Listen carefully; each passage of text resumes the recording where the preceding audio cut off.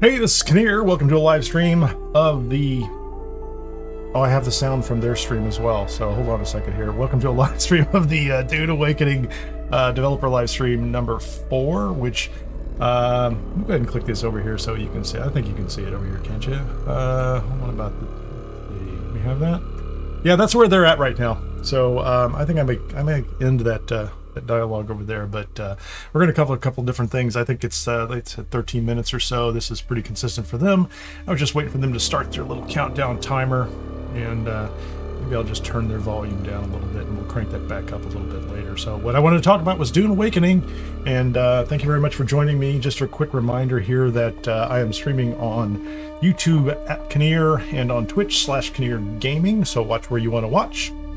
Subscribe, follow, like, share, comment, all that good stuff. It's YouTube, it's Twitch. You're all smart people. You know how that works, so I'm not going to harp on it. Anyway, hope you're doing well this morning. This is going to be, like I said, this is the 4th live stream they've done. This is after the beta. Their title on this one is going to be, Beyond the Beta, a glimpse from mid-game to end-game. But I wanted to talk about a couple other things that are going on here that I have been watching since the beta, which has been, I think it's just about 2 weeks ago. Since the end of it, something like that, about 14 days, maybe a little more than that. I haven't done the math on it, but I wanted to talk about the Dev QA thing that just came out recently, and there's been a bunch of traffic on that as well. And then certainly the launch times here, which are these are publicly posted right now. So I think for me, I'm on Chicago time in the U.S., so it's going to be June 5th. At looks like about 9 in the morning that I'm going to start a live stream at that point in time, and I'll talk more about what my plans are and what I'm going to do with that later. I think they are having preloads now. That is only if you have purchased on June 5th. If by then you have purchased the Deluxe or the Ultimate Edition, which has what they call Head Start. Otherwise, the base edition of the game is available on June 10th. And there's an entire question there as to how much that's worth. I think the price difference on these is something like it's $20 for each increment. So like the base game is 50 US, and then goes up 20 for Deluxe, and then it goes up another 20 for the Ultimate.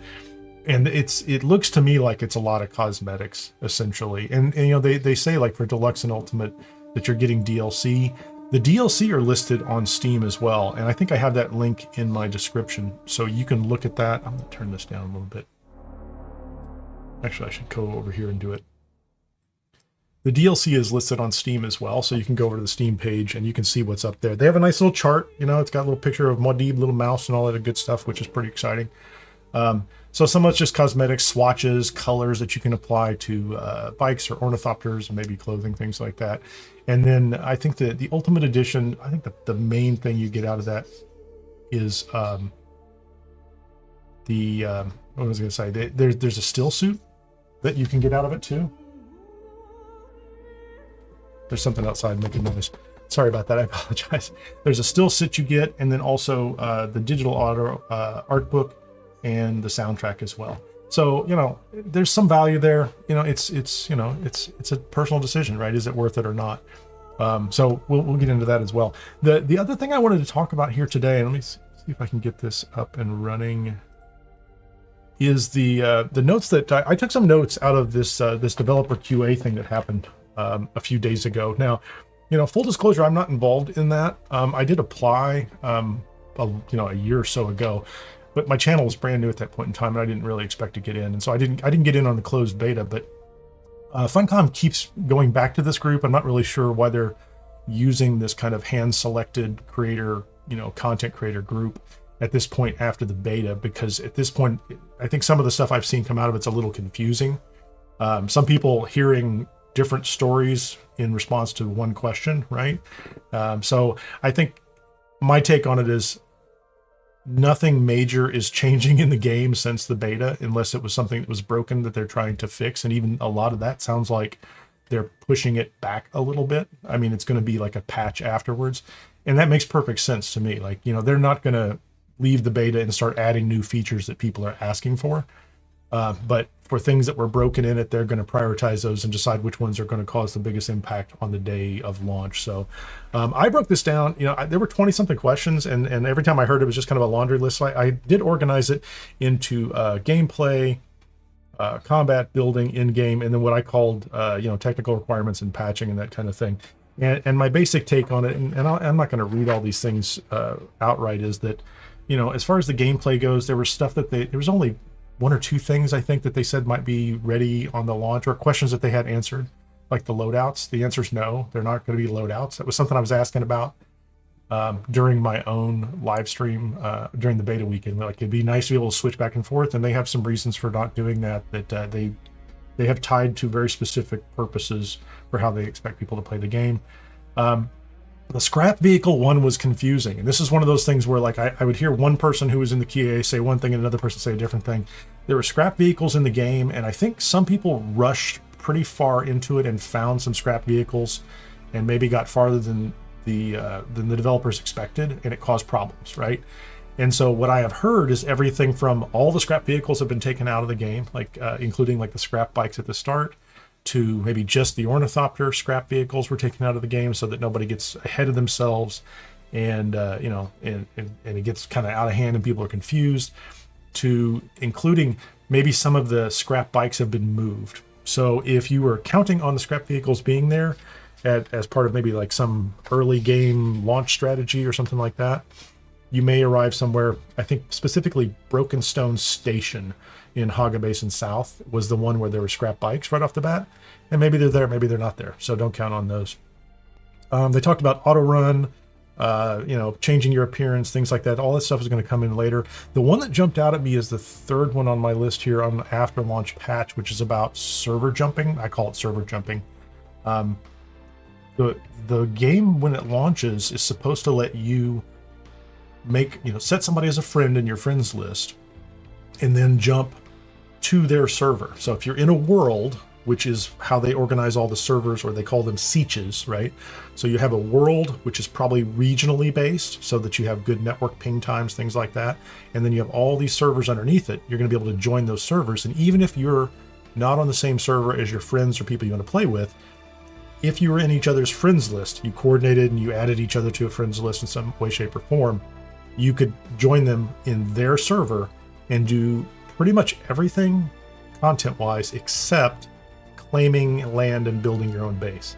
So if they're on server, AB, and you're on server DE, you would build your base on DE, they would build theirs on AB. But if you went to theirs, you could participate in their, you could go do dungeons together or the Imperial testing centers, and you could even work on their base if they gave you permissions and things like that. You could participate, you could be part of a guild in an environment across multiple servers, things like that. They're talking about making it possible to jump from server to server, even if you don't have friends on those. So if it's within your world space, and if there's 40 servers or 50 servers, you won't be able to move permanently. I didn't hear anybody mention that, but you'll be able to just say, okay, well, I'm on my server, I'm going to go play on this other server today or for an hour or something like that. I think it's going to be interesting to watch, because that could be, I don't want to say dangerous. I think it could be one of those things that is potentially abusable, but also really good, right? So, imagine you're on a server and you discover there's a big guild on it, and they're very, they're PvPers, and they're very, and they're very focused on camping out, on the PvP shipwrecks or something like that. You could just say, well, I'm going to go to a low occupancy or a low population server for an hour, and I'm going to go farm that site myself so I can get resources. I guess the opposite's true. Maybe you're already on a low population server and it's kind of calm and peaceful and you don't really deal with anybody, and suddenly 5 people show up from who knows where, and they're sitting on the shipwreck that you want to farm. So we'll see how it goes. I think it's great that they mentioned it. Like I said, I heard different answers coming out of people on that one. Combat changes. I heard a lot of, things in progress. There's this idea of a second wind that's supposed to help you get out of combat. There was a combat lock problem. There were some people who were really excited about tanks and turrets, kind of in-game stuff, and I didn't pay too much attention to it, but there are no turrets in the game. There will be tanks someday, so there will be vehicles, like bigger vehicles, buggies, and there'll be better ones, I guess, that have more armor and that kind of thing, which is kind of cool too. No issues. Some people asked about building and base blueprints, and this is one of those questions, or this one of the things that concerned me a little bit was, there's a small group of people asking questions. We didn't hear the questions, and so the answers we heard are kind of diverse in some cases, right? But some of them are very straightforward. So someone had asked about blueprints and whether if you bought a blueprint off the market, which is kind of far into the game too, as far as I'm concerned, and it was a building that was built on the side of a cliff and you wanted to put it on the ground, they say that they've kind of had that worked out. So there's a way. There's some questions about snapping decorations. No disrespect to anybody that has actual OCD, but if you're a little obsessive compulsive and you want things to be just right, you know, I think they're working on that too. And the one that's really interesting to me are the base permissions piece, which is they admitted that the base permissions are kind of wonky right now, and there's not a lot of granularity to them. So like when you add people to your base, they get access to quite a bit. And you can't just say like, okay, there's so-and-so's chest for their stuff and there's so-and-so's chest for that. So you're going to have to work around that with friends, hopefully play with people that, you know, and are well-behaved. In-game, there's some people who are very focused on in-game base rating. Like, so when you get to the deep desert, and this is past the PvE stuff, really. When you go to the deep desert, there's a weekly cycle that they've talked about quite a bit, you know, the in-game stuff. But you might build a base out there because you're doing spice mining and you're processing and things like that. And there's some people who want to break into other people's bases. And I think there's going to be a way to do it. They hinted that it has something to do with a story or part of the book, the original Dune book, which means it's static electricity based, probably like sandstorm or maybe lightning. Who knows? There's a way to do it. Sounds like it's going to be threading a needle. You know, it'll work in some situations, but it'll be a little challenging. You know, essentially, I think anybody who's out there, you know, like mining materials and working in a group in the deep desert is probably going to have to move those materials back to a safe place pretty quickly. You can't store like a week's worth of spice that you've mined in your base out there because somebody might find a way to get in. And I think the rest of it, you know, as far as I'm concerned, was about tech requirements, you know, patching policy, things like that, you know. Oh, there was a big one about mods. People asked about mods, and it sounds like Funcom's answer was no, just no. And they had a description as to why it had something to do with the intellectual property ownership, and the answer is probably just it's not priority to them at this point in time. Maybe they'll find a way to do it if there are private servers or something in the future. Who knows what they're going to be able to do with that? But you know, it's interesting. I like that there's more information coming out. I don't care that it's a little muddy right now, but you know, we'll find out within a week. It'll be pretty cool. I think I'm anxious. You know, I did want to comment as well, and I'm going to go ahead and switch this over so that the browser is visible, I think. Yeah, there we go. So they're going to start pretty soon, and I'll turn this thing back up as soon as they do. I did want to comment my plans for Dune Awakening. I'm going to play on June 5th. I did buy the Ultimate Edition. I'm going to go ahead and start as early as possible. I'm going to try to get up to an area where I can build a base pretty quickly, what I call a guild-ready base. And I'm going to start a guild, even if I end up being the only person in the guild, because of what I've seen in the Lands Red stuff that's PvE and not pure PvP content. I think some of it looks pretty interesting. But I do want to look for opportunities to make that available to people who are either members of the channel or subscribers and active and are in the Discord as well. So I'm still looking at how to do that, and some of that's based on what Dune, what controls are available in Dune. But I'm open to making a big base and making it available so that people that you might know from chats and things like that, we can kind of hang out and run content together. So keep your eyes open. If you're not in the Discord, please join the Discord, and we'll see that. Looks like they're going to start pretty quickly. We're just going to let the countdown go here. If you have any questions, of course, leave them in the comments to this video or in the chat. I'll try to answer those as we go. I have no idea how long this is going to go. The last ones have gone an hour or so. So let's see what happens.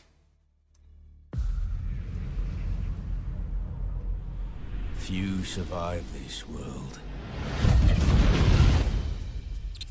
but those who do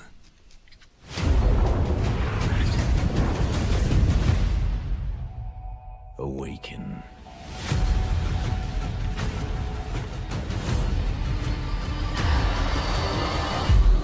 The desert wants you dead, off-worlder. If the sands don't take you, the storms will swallow you. Also, hi Henry. Hey Robert. Nice to see you. I was trying to get everything I had covered in the first 15 minutes. In every danger, there is opportunity. The foundation of something greater. A power waiting. Can you hear to be their video, harnessed. their audio? Is it too Desert loud? power. Some claim to rule this planet. But Arrakis is yours to explore. To fight for. To conquer.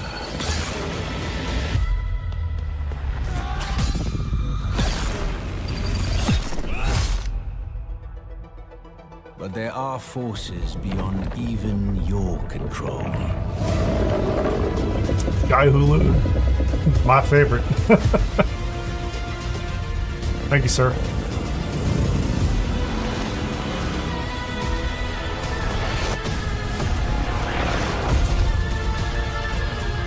Master Arrakis. And it will open your mind. This is your path to awakening.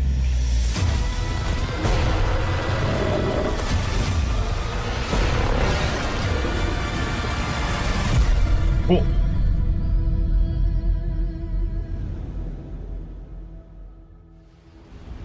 That's a good reminder. No PlayStation, Xbox right away. Sounds like that's going to be a while. Download the free character creator. Then you get a free knife skin as well. Hello everybody to our, and I can't Natasha? believe I'm going to say this, last developer live stream before our head start and the full launch of Dune Awakening. I'm Natasha Rösli. I have the honor to be your host for today. And I think I'm not the only one when I say I'm so excited for you to experience what our teams have been working on for the past years. So some of you have gotten a taste of what the game feels and looks like during the beta weekend. But today we go beyond the beta and show you a glimpse of mid and end game of Dune Awakening. Wonderful. We have first a little segment where we talk beta and combat. We then have live gameplay of Haga Basin and also social hubs. We go into live gameplay of the Deep Desert. And as always, we have seen so Q&A little of in that. the It'll be end, great. where we'll be connecting questions from you, from chat, live during the stream. But before we dive into all of that, let's watch a brand new video.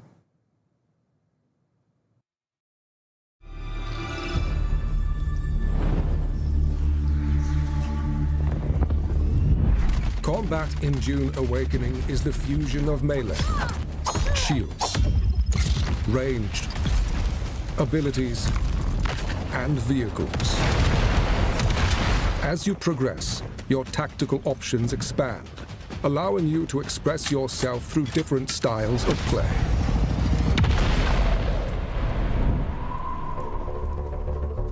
In the beginning, combat is a short, brutal affair.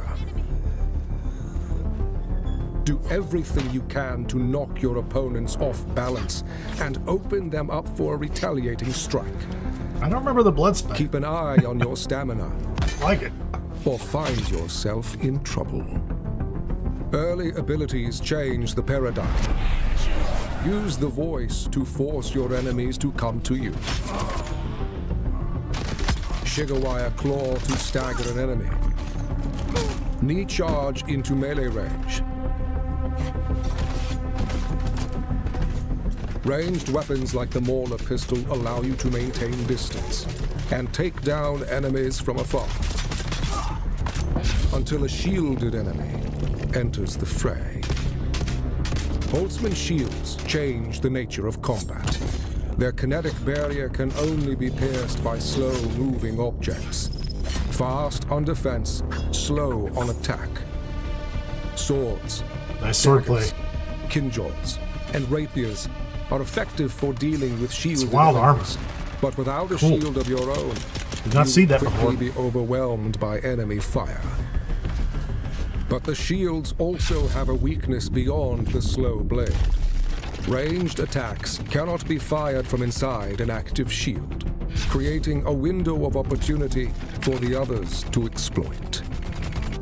Specialized range weapons can counteract shields, The drill shot rifle fires drilling darts that will attach to a shield and slowly pass through.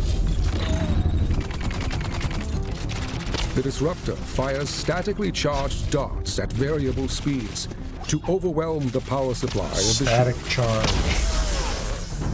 Abilities can turn the tide of any battle. Swordmasters use their deflection ability to close the distance and bring their crippling strikes to bear on their enemies. Troopers use their techniques to take to the air and bring death from above. Bene Gesserit stop enemies in their tracks with the power of the voice, or use their Bindu dash to quickly close the gap. That's the other thing to keep in mind is we're going to have full access to all these trainers too, so or use the beta the was very Hunter limited. Seeker for a silent takedown.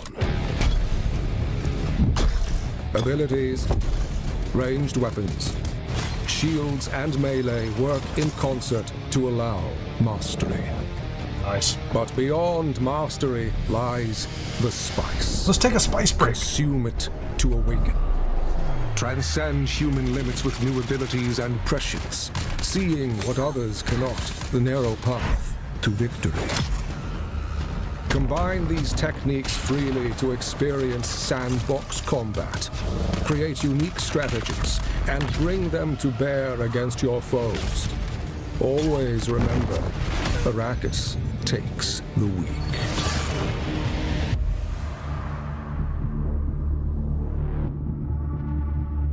It was good.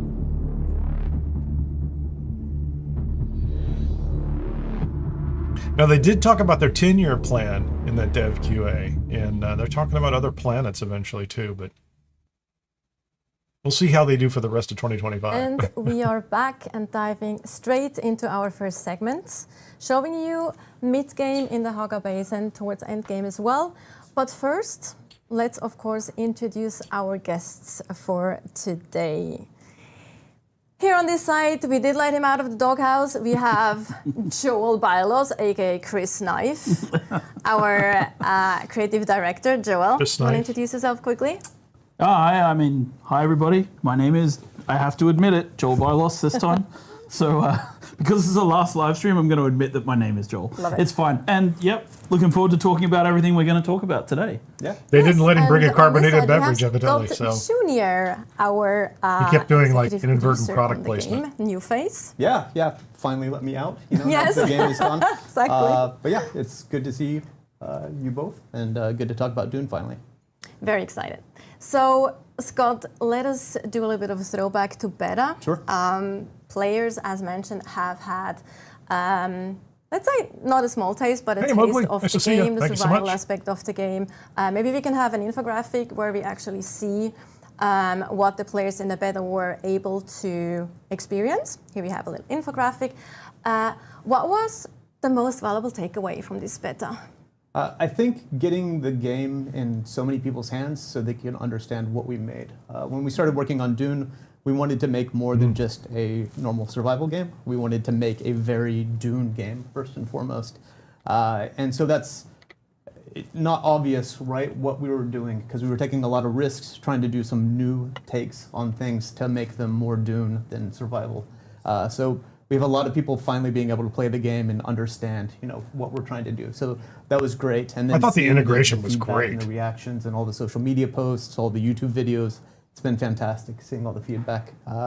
My personal takeaways is that we had a couple technical issues that we were able to sort out and get fixed pretty quickly. Some issues with some crashes and freezes that we've already fixed. So I'm really excited to get the game out next week so everybody can see what we've changed. Yep. Anything you wanted to add?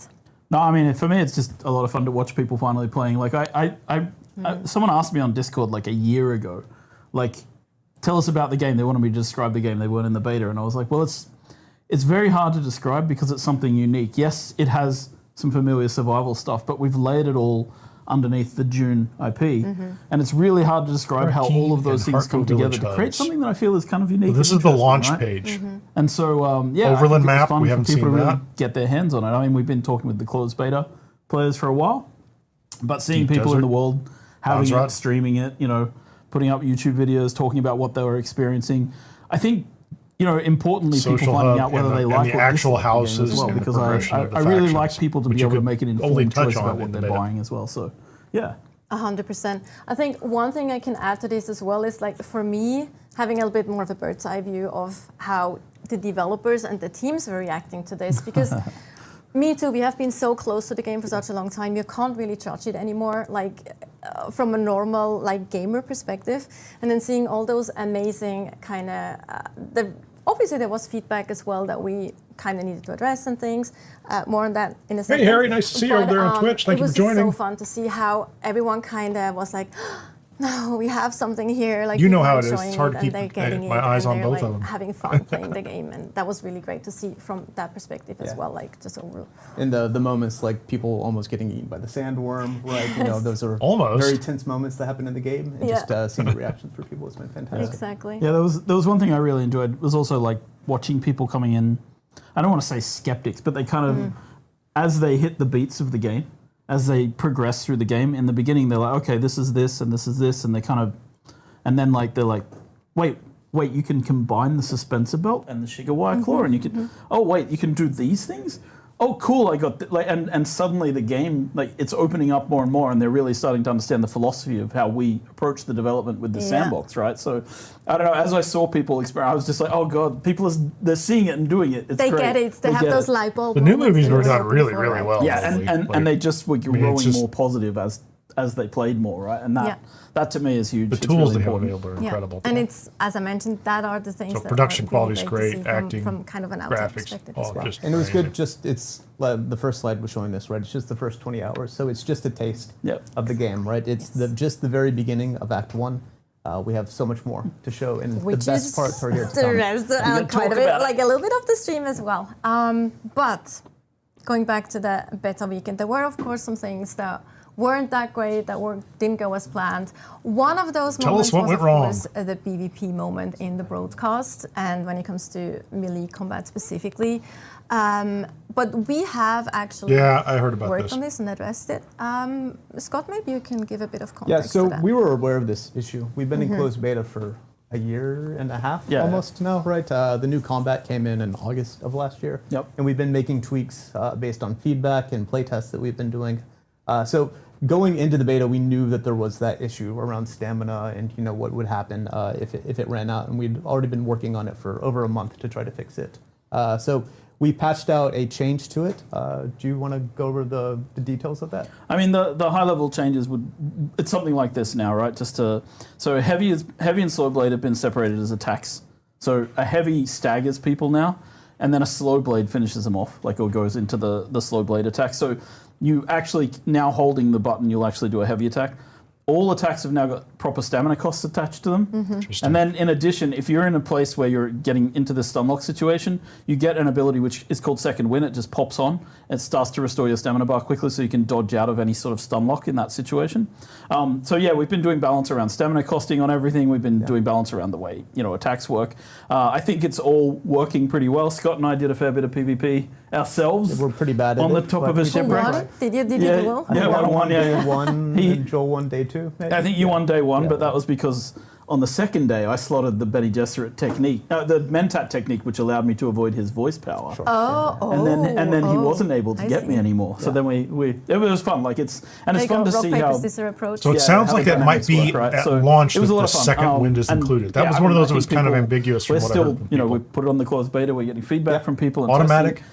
But one thing is important And to it stress, launched, right? It's a hopefully. live game, and we're going to continue to patch and update. So we'll be paying a lot of attention to what happens as the game goes live and as people are playing.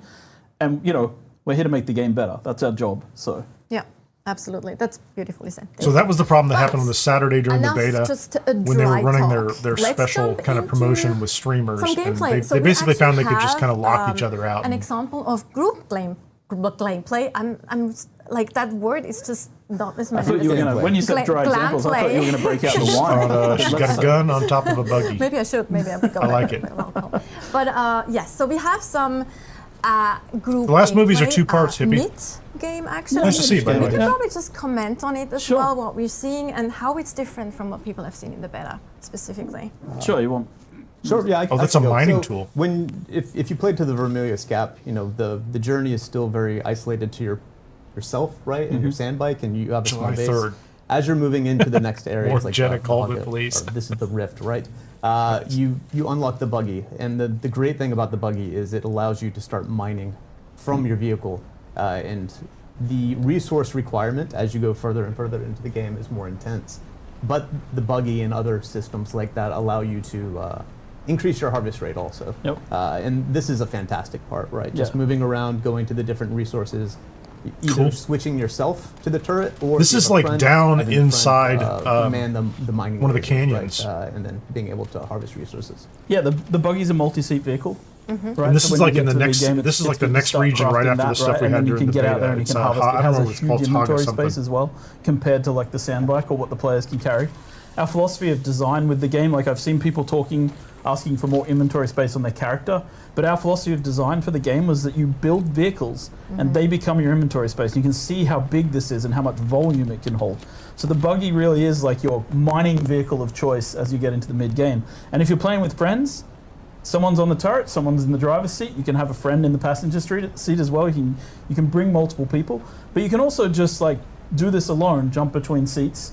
In the interaction menu, you just select, I want to drive now, I want to sit in the turret seat and mine. But I want to talk a little bit about this location because we're in this place called the Haga Rift. And Haga as you Rift, can see, there you it's go. this dark, gloomy, it's Jabal basically Ifrit. a geological ditch.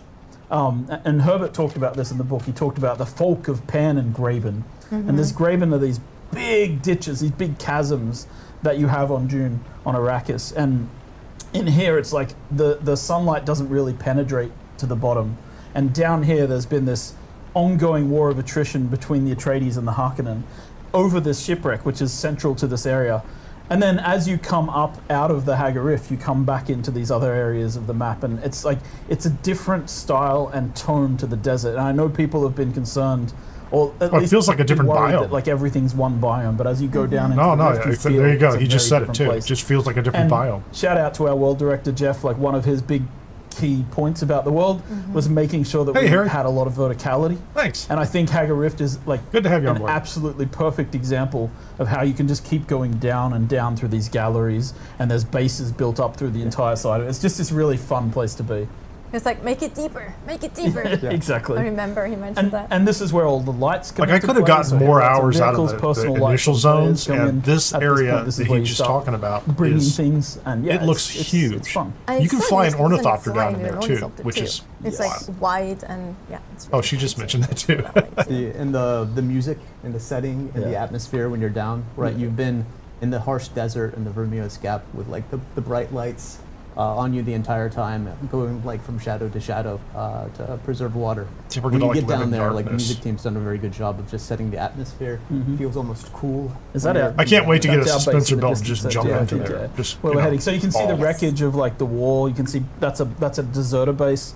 Like because of the war of attrition that's been happening here, some of the I can see a Atreides and floating Harkonnen have building in the deserted, background too. and they set up so- little camps oh, around check here, and that they out. create like they're What obviously architecture hazardous. is that? But now we're coming to a base that we created for this, and this is the Atreides base building set. Yeah. And this kind of, I think this is a Awoo. This is That's this is nice. a great example of what you can do outside of the square blocks that everybody was seeing in beta because they only had access to the first couple of sets. Yeah, and what's important as you get into the mid game, you start building up your infrastructure, and that's just as important as your equipment or your vehicles. So even if you lose a vehicle, right, like you make your buggy and you get unlucky enough to get eaten by a sandworm, like the infrastructure will allow you to happens. get back on your feet way quicker than that first. Can way gift. we stop for a second and show a pro tip here? I Yeah. really want to pro tip something. So, can someone Absolutely. go and use a chest? Yes. Oh, you want to mention my favorite thing? So if you go to the wait, is that a chest? Yeah. Okay. Yeah. Go to. So if you're in a chest in the game and you have a vehicle anywhere on your land claim, you can go to the top of the inventory on the left there where it says backpack. Other Where it left. says backpack on the left-hand side. Left-hand Whoever's side. driving. Up Up there. up Yep. there, And yeah. click the Yes. drop down, and you can select the vehicle storage. This is a massive quality of life for getting things in and out of your vehicles. Yes. Because we know it's a little bit hidden. It's not the easiest thing to find. I didn't see but it in once the you beta. know about this, it ups your quality of life in the game immensely because you can just drive in with a buggy full of stuff, Go into your base. I never put click anything any in chest, the click storage on the drop bike, down and because I start always wanted to taking put it things in out of the back of that bike that storage vehicle. tool. It's something that the beta tester suggested, isn't it? Like directly. Yes. Yeah. This was something Yep. people were asking for during the closed beta, and we Exactly. implemented it. Yeah. Another thing that I mentioned before, which is such a small quality of life thing, but we have that too, is you don't have to empty your chest before you can move them. Oh, exactly. This yeah. is like Yes. is Yeah, that's a big deal. complete mind-blowing quality. That's of one of life those thing. things, like as a survival crafting So the game works they in have these done some phases really nice of things. like, in the beginning, you need a sand bike to get off walking around, right? Then you move to the phase where you want a buggy to help you Check it out. to harvest and gather resources. Ornithopter And then you chop move to the chest. phase where you want to start building your first ornithopter. And so we have an example of this here. I want to build my And my first the ornithopter. vehicle building like, in the game is very immediately. cooperative, right? You can see that these What's this different phase You know, thing? we're now adding permissions to allow people to help us to work on this ornithopter. So this, these guys are all in a group, and so people can cooperatively build. And of course, I think this is the medium, the assault ornithopter, as we call it. So it's the medium tier. But the largest ornithopter, the transport ornithopter, also requires, a lot of parts and a lot of people. So it's kind of part of the way we designed this was to make sure that we had this collaborative building system in the game, both for buildings and for vehicles. This is my favorite part of the game, just the building the vehicles actually physically in the world, right? Putting the pieces there, working with your friends to make all the parts of them, and then like mixing and matching the different modules. And then you to can make set the vehicle, permissions on you know, vehicles so fit the that, let's role say, that you people want to, within your like, guild use the or in vehicle your with for that groups moment. can access them Yeah, on and a vehicles friends come list. with different module sets, right? So you Which can is put pretty inventories on some. You can, like we talked So about. you can the buggy. collaboratively, You can actually have a collectively rocket build turret something on top of and the then buggy, be able to which I think to you use saw it. in the combat trailer Yeah, earlier. yeah. You saw the And then buggy if somebody firing rockets. So destroys you can it, have you can different give them types of grief over that things for a on the long different time. You vehicles, can and we'll harass them. continue to expand that post launch as well, making the vehicles more and more useful. Good job wrecking with the utility. ornithopter. Yeah, it's fun, right? And then I guess the other It'll be side of me, this I'm is pretty that sure. we can I'm pretty sure. can start talking about variants and swatches, which is our He's actually customization going to system. change in a second. We'll Yeah. actually see that. So there we- we go. Yeah. There you So go. this Yeah. Atreides ornithopter. these guys are aligned with the Atreides.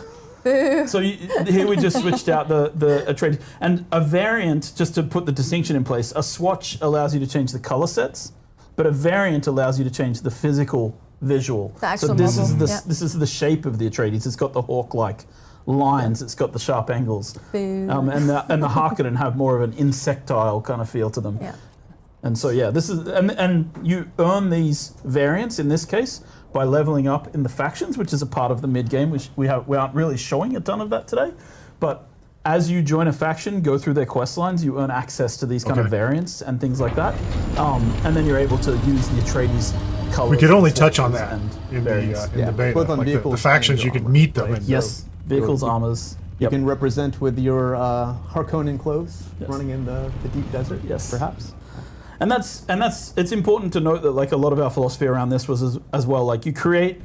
So let's say you create a tier 4, like a mid-tier armor set, and it's like a scout armor. You can variant swap that to look like any other scout armor in the game. You can't Look at turn it that, into a just heavy glide. armor or a combat armor because we want people to understand in PvP Do a what barrel they're roll. fighting. But you can change it into any other visual of a scout armor, and it's the same with social clothing. It's the same with, obviously combat armor, and it's the same with still suits, Yeah. which I Looks mentioned, great. which are kind of our 4 major armor types in the game. And as you mentioned, Well, I mean, across Oh, games, you know what it's like to go social scout to make that jump combat up to and- flight. You know, like regardless of the game, Yeah. it'll be And what they're tremendous. showing in right now Dune is the Awakening vulture as well. mode and Yes. the ornithopters. So Sorry. ornithopters are great, right? Because you have your helicopter mode where you can move in all directions. You can switch to the vulture mode, and then it's more of like a glider where you're going up and down to gain speed. Yep. it's Yeah, basically a airplane mode and a helicopter mode, so to speak. yeah, right? sort of. it's like a hover mode and a glide Yeah. mode, right? Yeah. And the vulture mode allows you to be more maneuverable. You see that they have a boost module. Actually, this is fun. Like when High you get altitude, to too high in increased fuel altitude, consumption. you start increasing your fuel consumption, which prevents people from going too high in the game. Also good to know for people who want to stay, close to the ground. And now we're flying through an area of the map known as the Shield Wall, which is It's the shield on wall. the para-northern side of the Haggard Yeah. Basin. We can Yep. talk about the para-directions at some point, because that's always awkward and weird. But because para-north is really south in relative terms to the map. But this is these are rocky areas, so the sandworm is less of a threat up here, but the enemies are much harder, and the resources you gather up Okay. here are much more of much more value, right, to what you're doing. So these Very are areas cool. where you harvest. And the yeah. first time you're coming here, you don't actually The have Udon. one ornithopter. More than likely, Yes. you don't, right? So Yes. then you're having to make the choice of like, do you bring your buggy here, which is really high, really hard to get to, or do you go with your sand bike and try to climb up the wall? So it's ultimately it's about choice, how you go to each of the biomes, and then which vehicles you bring, right, which enable different mechanics based on the one you want. Yeah, and like this area we're in now is known as the Autumn as well, and the Autumn has a little more plant growth and a little more greenery, and that's because the Autumn is an area where they were doing experiments on some of the land, and we won't talk too much about it, but yeah, we're gonna So fly look at over, the bases I guess wedged this is in a- there. That's This is pretty our sweet. second This is our Yes. second base on the shield wall. Yeah, so this is the Lots of shield Huge. base. So this is further into the game. People have progressed a bit.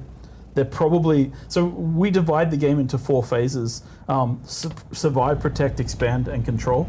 So this would be here. You're either on the expand Survive, or the protect, control part expand, of and the control. of the game. The sort of last 2 phases, right? So you've got a bigger guild. You're working with a larger group of people potentially. You can still play the game solo at this point. Everything just takes a little longer and is a little harder to do on your own, right? And that's you can still do it. You can craft these ornithopters. There's no problem. But we encourage people to play together and work together in a multiplayer game. And we're showing off some building sets we've never shown before. Yes. These will be Yes. the Twitch drops. These are Yes, Twitch drops. Yeah. exactly. So the one this is actually that one's Jome building set, but those round windows and the ceiling pieces, pretty much everything that's more metal than like white stone, those are actually going to be Twitch drops that you will get. So they kind of Sweet. expand on the existing Jome tier set, which I love them. I think they're very cool. They're really cool. I will be dual streaming. Yeah, and you can see what we'd expect a guild base to look like, right? Lots of production going on. It was something that we were really like Advanced pushing on garment in the fabricator. game development, making sure that the fabricators actually show the items being crafted as they Yeah. craft, so you see them So cool. form up inside the fabrication units. And yes, I know this isn't exactly something from Dune lore. This is one of the places where I was like, I have to make a concession to the game. They don't have fabricators; they're not mentioned in the lore, but it's fine because it's It cool. looks cool. Rule Yeah. of cool. In They're some just cases. giant 3D Absolutely. printers. And this We is a need vehicle them. fabricator. Yeah. There's also circuits. Have we ever talked about circuits before? Nope, not actively. You can please feel free. They're pretty neat. It's not like as intense as like Factorio, right? Making blue science or anything like that. But you are able to set up different circuits in your base, so you can have some containers feeding into some spice-powered fabricators, generator. fabricators feeding into others. You'll never have 100% automation like you would get. So in instead a of picking up factory little builder scrap game. power But packs it does off the enable you as ground, you get to mid-game to start having a fair bit of automation in the game when you're playing, because water and electricity become quite a burden if you don't start upgrading your gear and the infrastructure like we were talking cool. about before. So we introduced passive ways to get water, which is a huge help, because water in the mid and to the end game even is really important. You need a lot of all water in order to aspects, not just process, survival, uh, but also crafting. the higher For my materials. fellow law nerds out there, we call the passive water generation wind traps. I was just about to say there are actually some wind traps on this, and we've seen some while we walked by them as well. And it's just Beautiful. like you Beautiful. also see here how much bigger those refineries are. We also saw a spice refinery as well, actually. Like Yeah, there was the spice refineries round there, tubes. yep. Yeah, and that we just saw a room with some decorations in it as well. Yeah, like we just to you can pimp up your area in a sense, like put out holograms. It There's a nice quite big funny rug because- there. Here's a fun anecdote from development. The artist I mean, it's made a a bunch gorgeous architecture, The right? artist- And it's the not artist made that a hard bunch to of put pop together. plants. So the rest of this stuff Oh, snaps for for people together. to put in their bases, and I was like, You guys, build it's with a June. specific There's set. no water to water those So we have a things. lot of holograms In your planted now. buildings, yeah. I was like, They we look can great, have. though. Then I keep saying the word holograms. Sorry, everyone. Solido projections. Solido projections. Solido projections. of You'd be plants. yelling at Solido your projections. Oh my god, I'd be so mad. I'd be so mad if I You're like- wasn't me right now. If you like decorations, you need to explore quite a bit, Yes. right? We don't unlock them all. Yes. Go to trade posts, go to places where there are people. You can unlock tons of the stuff that you're seeing around in the Yes. base here. Exactly. You have to work a little bit for You'd have to it, work though. a little bit Yes. for it. I remember the Like Kirby explore, couches. Find people. They'll Yeah. tell you. Flooring. And obviously these doors, Or- the pentashield doors and things as well, like once you reach a certain stage in Dune, you can put shielded doors out so you don't have to have doors that open and close. Exactly. And that's really useful for There's the you wind want- trap you've got right flying there. vehicles you want to land But you have to in, put so you don't filters have to in them, so wait they for a door use to a open. Some filter. of the cool stuff I've seen Which in I assume beta you can is they'll manufacture. make a huge base, but it's kind of covering a road. So they'll open up yep. the middle of it and then set the permissions on the pinto shields. so that you can actually drive Public, through it. So yes. you can't go into their base, but you can still go through the middle of Yes. their base, Yeah. which is nice. That's a cool idea. Yeah, I agree. Good guy players. Good guy players, yeah. Yeah. So I think we're actually gonna go up to the roof now and build a transport ornithopter. nice. Great. Which No. not No. yet. Okay, not yet. No, we're not. Excuse me. We're not. We're We're gonna wrong. run around the base a little not bit more. wrong. We're Yeah, still yeah. we're still Oh. doing other things. That's an.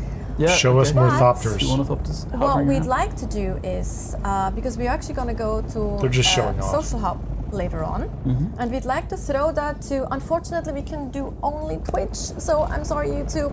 We love you over there too. It's just our bot is being a bit difficult, so we'd like to do a poll, throw that to Twitch chat only for today. Which of the social hubs you'd like to see? We have 2 available in the game right now.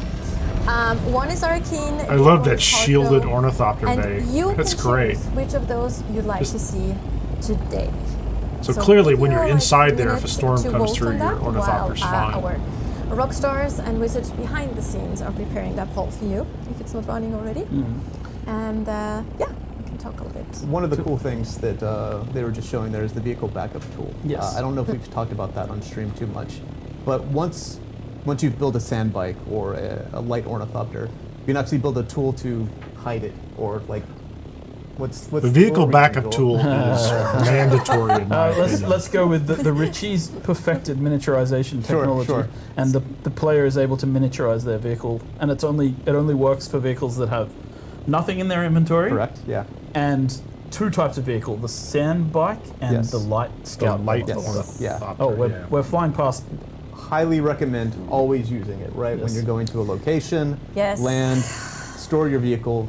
Yes. Don't let it get destroyed by a sandstorm. I learned Exactly. that the hard way myself too, so I will never do that mistake ever again. I see. We've gone with spoiler Ooh. territory. Looks like here. We're Arrakeen flying over is the giant winning. Power station of Misatariel. Don't look. I don't want to talk too much about it, but we'll let people figure that out in the game. It looks cool. from It's my the favorite looks location. Me It too. is. Mine I remember too. that Absolutely location. amazing. Mine too. And the Mine story It too. was involved left is- So a please look little bit forward up to it. And there we Left have of, someone doing their vulture roll. Western It's very Vermilion. nice. Can you hit your scanner as well, whoever's flying? I'm not sure who did it. Oh, Yeah, so like that's vehicles obviously get like players got hand scanners probably in the beta, but now you're up to the stage where you actually have a scanner and you're scanning entire like islands by pumping sea. So the idea is that again, as you progress, everything just takes a step up in how quickly you can do things. We wanted the game to feel Looks well, good. you've put in the effort to get this vehicle. We're going to give you the convenience of being able Hey to Harry, scan I the do entire not island. stream on TikTok very at quickly, all. right? I'm This is a trade primarily on post. YouTube and This is Twitch, the and I've done a Crossroads little bit trade on post. X or Twitter, Look whatever you at the feel like poll. calling it. Super tight. I love that. Interesting news Right about now, that the other Arrakeen day, is if you slightly follow, winning. So let's go, Harko Village Harkonnen. is cooler. I we agree. I agree though. Well, both. There's We're going to see some who knows footage what's from going Harkonnen on no in matter X, what we but do. they might be doing Both more are over there. super cool, He's but I having a do feud like with Twitch. Yeah, Vice just versa. because you're an evil I mean, he's person. having I fun am. with And it. I am just like Something evil about for that life. whipping. So just 2 platforms for me right now. You know the fun part is I always try to go evil in like games where you have a choice, and then I end up course. good anyway. Yeah, like, feel because bad you for can't the- bring yourself to do Feel it. bad for those No. characters, So- I right? was just, Yeah. yeah. So these are the pilots. They were disabled in the beta. You may have met one at the first trade post if you were playing. And we're going to Arrakeen, by the way. We're going to won. Arrakeen? Yes. All right. Okay. It's fine. They So were we're gonna go disabled in the visit beta. Arrakeen. That's why they Alright, told you to go that's cool. find one. There was an achievement for it, but you could never do it. The pilot only takes cash. So you can't have credit. You have to have much cash. was So we're heading to Arrakeen. She doesn't use it on sunscreen, that's for sure, because she was really sunburned. Like, so let's just get that out there. Yes. But yeah, you need to have the cash on you as Yeah. well. One of the features in the game that we haven't really spoken about too much. I mean, well, we have a bit. We've spoken, but I don't think people picked it up in the beta. Oh, here we go. Well, I'll let us arrive because this is cool. This is Arrakeen. And as we arrive in Arrakeen, so one of the features we have in the game is the CommuniNet system. And when a player opens their CommuniNet, they can choose radio stations to listen to. There's in a the game, radio, a la like a Fallout game or a GTA game.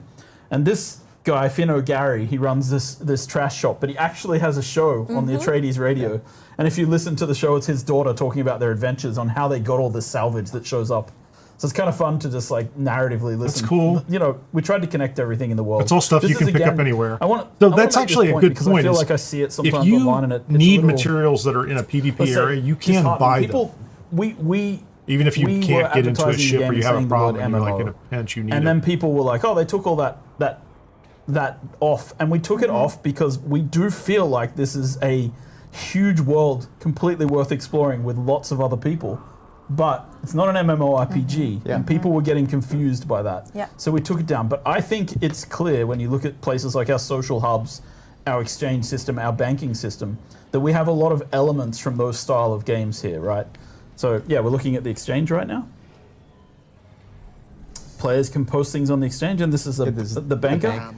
The auction house. One of the great things here is you can actually store items and credits, right? So say you're going to take a long vacation, you're worried about your base getting destroyed for some reason, you can actually fly to Arrakis and dump a bunch of stuff in here. I was actually thinking, like, one of the great things here is his mustache. Sure. Yeah, That's also expecting it to fantastic. come in on the mustache. I mean, we've all seen the Fantastic mustache. You also pay taxes here. Yes. Like, because Yeah. you need to, like, for the bigger Gotta keep your sub fees, shields you up. actually need to make sure you have your taxes paid to the. and this is where you pay. This is the I hope they get the balance on that imperial, right. consulate, as we call it. I don't need a This is job where you paying go to pay taxes in your, a fake your world. taxes to the Imperium. So the first sub-fief console not that you do place that. on Arrakis, the basic one that you place in the starting area, you don't have any taxes to pay on that. But Yes. once you get a bit further into the game, and you start building bigger bases, you pay taxes. Once you start expanding There's that the land tax claim, man. which you do through these land claim Got a extensions, fancy desk, you all start that tax paying money. more tax. So the idea is that the larger guilds who have more members, who are more capable of, like, achieving things in the game, they have a higher tax rate because Yeah. they're building out larger spaces. And that, that's our way of making it fair for people who only play solo as well. Like, so they don't have as much tax to pay. The other important thing about the cities is that's where you really progress through the faction storylines, right? So here's where you're going to Okay. come and officially join the Atreides or join the Harkonnens and, Yep. start vying for the Lands Red system and getting involved in the politics. Yeah, of the the early entire stuff world. when you meet the Harkonnen and this Atreides, is you're where kind the of like advanced an trainers are independent as well. contractor off People the who want books. to progress past the basic level of training in their particular chosen classes. Except for Derek. Where are the Oh, trainers? Derek, the planetologist, he's everywhere. He's just traveling around. He's everywhere. He's a wandering He's- mentor. he's- You can he's, find him uh, anywhere. Yeah, he's here. He's there. He's He's there. He's everywhere. Dennis Chenard, Derek Chenard. Okay, no, enough. Sorry. It'd be nice if there were more. No, but you have contracts here, of course, as well, More and trainers. specific vendors, so they have a lot of things to sell as well. Yes, and the main story brings you to these locations as well. Yes. So now we Okay, world actually get a glimpse of the overland map. Yes, which so is you can use the into. pilots in the trade post to fly to the hubs like we showed, and you use those same pilots to get back. But once you have your own ornithopter, you can just fly to the edge of the Haga Basin map, and you'll get a prompt asking you if you'd like to go to the overland map. And this is the overland map. And this is, again, one of the things Water that I think Shipper's Mansion? What's that? kind of breaks us away from your standard survival game. This is where we have the ability to infinitely expand this game, where we have multiple maps that players can go to. Connected to all sorts of things. I think this is Wow. where you go to reach the deep desert. This is where you go to reach several of the story maps. Right now, we've landed on a fuel deposit. We're just picking up a bit of fuel, refueling our ornithopter on there. We're able to expand here for a long time, and this is kind of part of what, again, we wanted to do to make this a coherent universe, right? And make Dune feel like something that we're going to be working on and adding to for a long time. It looks So pretty cool post-launch, too. There will be I new mean, locations that even if show you're not here. really They'll flying, have I mean, events that have they locations stopped. here for They- short they durations, decided to right, stop at for, a fuel depot. to shake things up, and So you have some eventually level when of we control. release I huge don't know if he's content, completely in drops, control of they'll this. be That's pretty accessible cool. through the Or whether overland- you through the follow overland. routes. Exactly.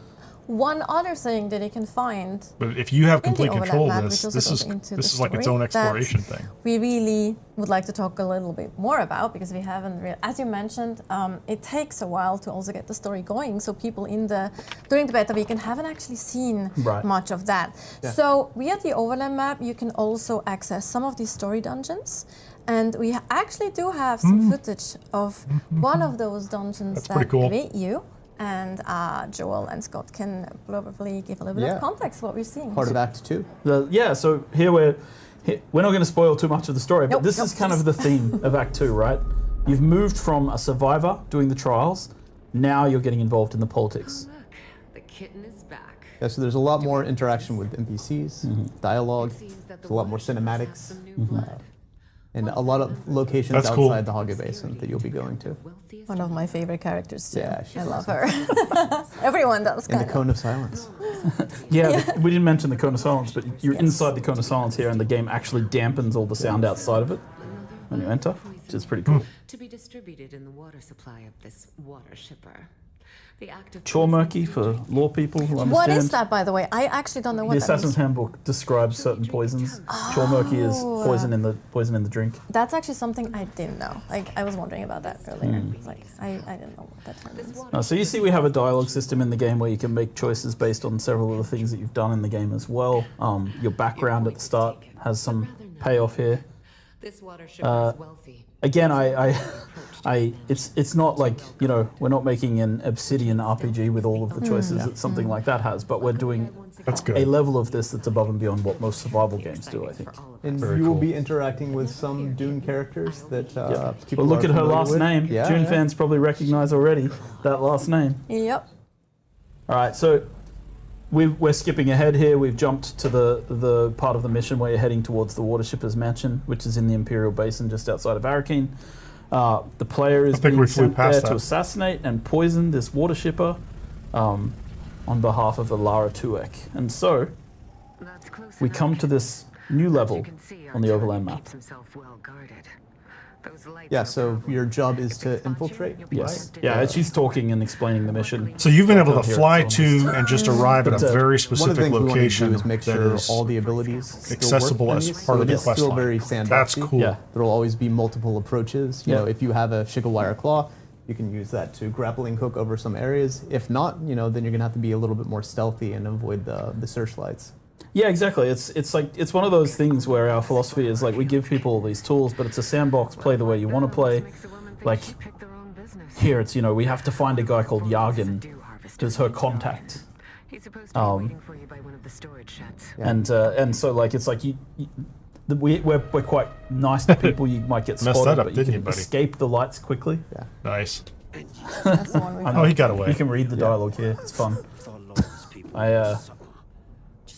One of those ones. And again, depending on your background, they actually get different choices to Yeah. to the dialogue. Character creation is important. Nice glasses. Yeah. This he's a grumpy But just guy. keep in mind, like, they keep reminding us that we saw 20 to 25 hours of content in their review over the weekend, beta weekend. And I think I got, Especially when he talks about the 30 place. hours, but You'll appreciate that's this just option. kind of cycling around and building and doing other things, recovering from being It's killed like, by the so which Shiva lizard. background? That only took a couple Which hours. background do you have to get that option now? That one's for everyone for free. It's for everyone. That's for free. Okay, there you go. I love that we have it in a video too. But there's so many little Easter eggs and fun things that you also wrote, like especially also for like weapon weapon descriptions and descriptions, things. item It's super descriptions. fun. Like everything's connected. Like for those of you who do like lore and who know Dune lore as well, you will find a lot of connections. But also for the ones who don't, Yeah. it's super fun to just. He's also Find explaining things. the different ways that you can approach this quest right now. Nice. So he's sort of explaining to you, there's like two paths that you can take. Like you don't have to go this way, you don't have to go that way. Here's how you can get in. There's how you can get in. And they're right? showing So you too. As a player, But not you only can is he approach telling this, you, again, like, oh, in kind you of could that go left, sandbox you could go approach. right, or whatever it is. Again, I don't want to oversell it. It's not an immersive sim where you have Yeah, like the no. Dishonored level of, Yeah. but you can definitely find alternate paths into the mansion to achieve your mission. And I think that like a shout out to the story content team with Bernard and the boys, as I call them. They've done a great job with these, setting them up. And here's what Scott was talking about, where I've set the game up in this way. I'm a Bene Gesserit. I'm just going to stun this guy, and then I'll be able to walk past him, and he won't even notice me. He won't call up. He won't call the guards because he doesn't see me, right? And so you can use your abilities, your skills that you've picked up in the game to just pass through these areas. And Interesting. yeah, it's kind of fun, right? And we just wanted to show that. And if we you don't have more them, than just, you have to use a different you method. know, the basic survival game. There's way more going on here. Yeah, especially like I think it takes about if you let's assume you ignore everything else because there's a lot of choices for you how you want to approach Dune Awakening and what there's to do. But let's assume you're only going for the main story and like those cinematics and things. So it takes you. I did talk to Niels about it as well. It takes about 30 hours until the story really gets going. Yeah, playing by yourself, just Yes. experiencing Yeah. all the survival elements and going at it alone. Yeah, probably Yeah. 30 hours It's- to get to part 2. Yeah, it's deliberately like.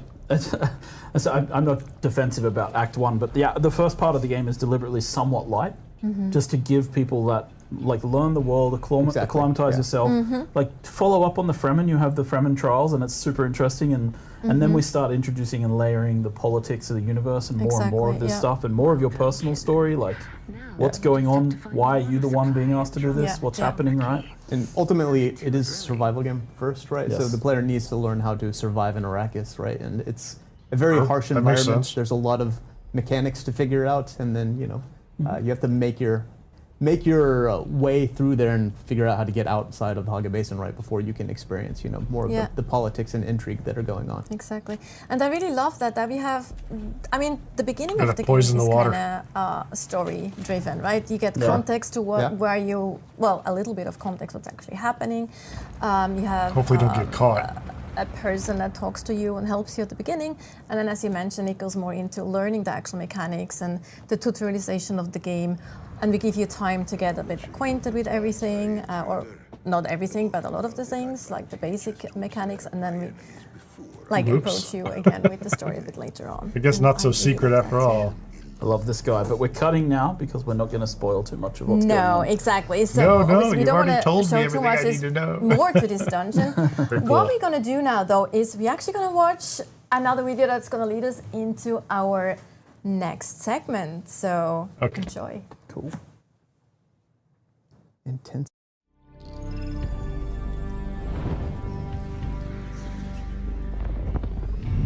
Bring on the intense violence. Given the right lever, you can move a planet. In Dune Awakening, your path to power leads you through the great houses. But only accomplished guilds may earn their place among the Atreides or Harkonnen.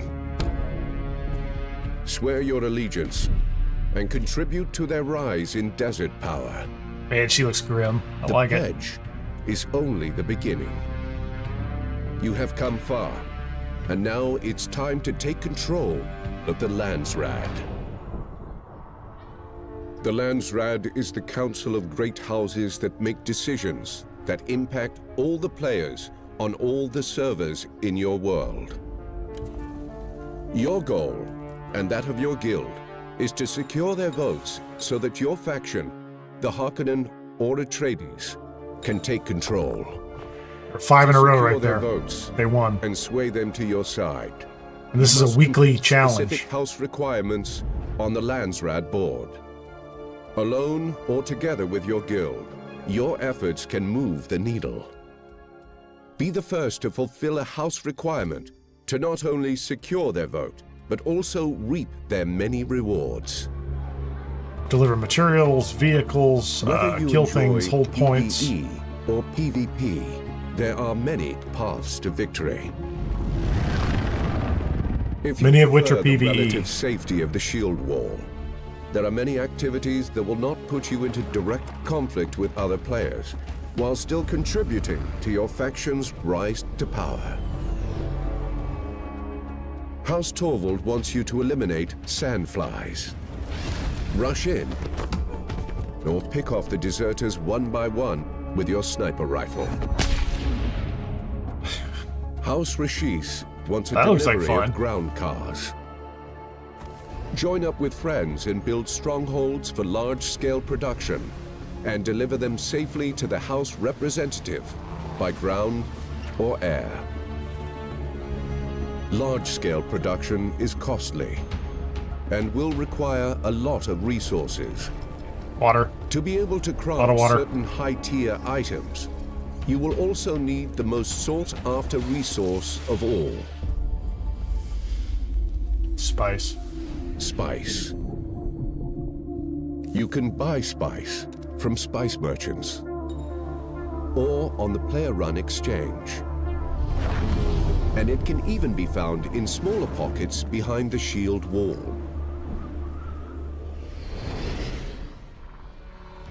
But to collect industrial quantities, you must venture into the Industrial unknown. spice.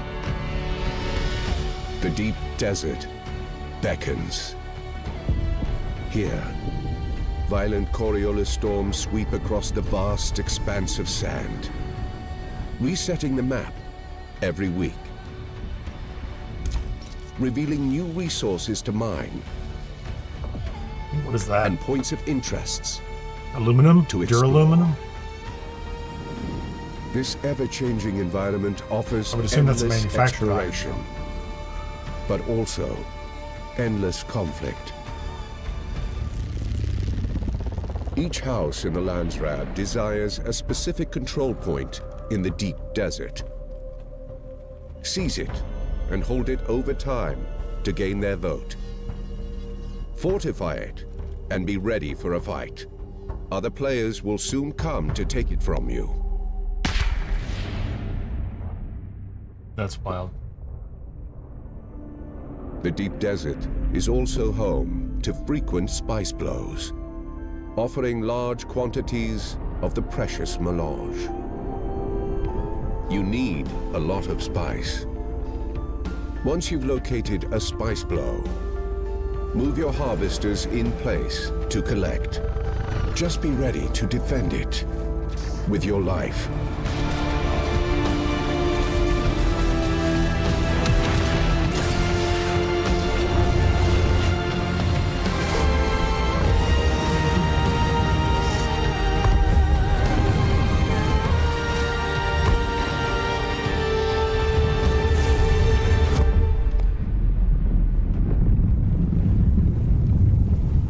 Well, yeah, and then there's those guys too. I think it looks pretty good. After a week of politics That lady's still shaking her Manufacturing. fist in the air. and conflict, She has one move. one side emerges victoriously. So I think you can win by majority. You can win by have actually getting seized 5 the across, and you Landsraad. can block them. And the You can leaders block of the the other player side guilds by who like, contributed to their victory winning one of them in the middle. all get to vote for a decree that will impact everyone on a server belonging to that world. They choose to unlock exclusive weapon imports rights. By decree of the Landsraad Council, under the seal of His Imperial Majesty, a trade consortium has been authorized to visit Arrakis, providing Harkonnen players with exclusive access to a unique weapons vendor in Harko Village. Cool. But it's only the faction that wins that As week. the Harkonnen Landsraad term begins, the race for control in the next term. They just stopped it? Chat's still going.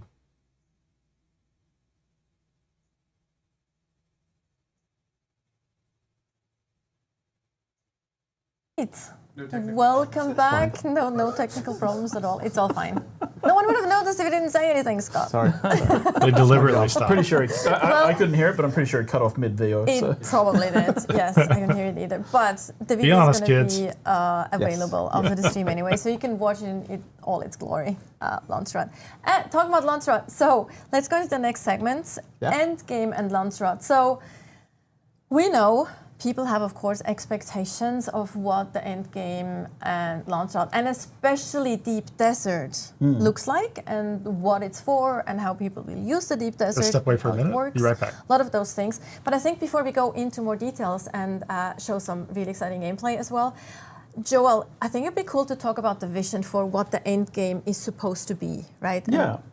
Yeah, I think, like, going back to when I joined the project, like, so this is 5 years ago, right? And we were talking about what is a good survival game, like, because Dune, we were making a Dune survival game, and we were talking about what is the vision for an end game in Dune, and the kind of the goal and the idea, at least in the beginning, was like we started with, hey, like, you start by surviving in the desert, and it's that raw nature versus mankind kind of thing. It's the sun, it's the sandworms, it's the storms, but then you move into this new mode of survival, which is political survival, which is the end game of the game needs to be about these big forces right? The Imperium is made up of the great houses, the Landsrad, the Emperor, the Spacing Guild, Chome. All of these things have an influence, and you as a player are just a small cog in the machine. But we want you to be able to feel like you're participating in this big umbrella system. And so we started there. And then we talked about, like, there's an element of, like, I think very technical game design here where we talk about player activity cycles through the week.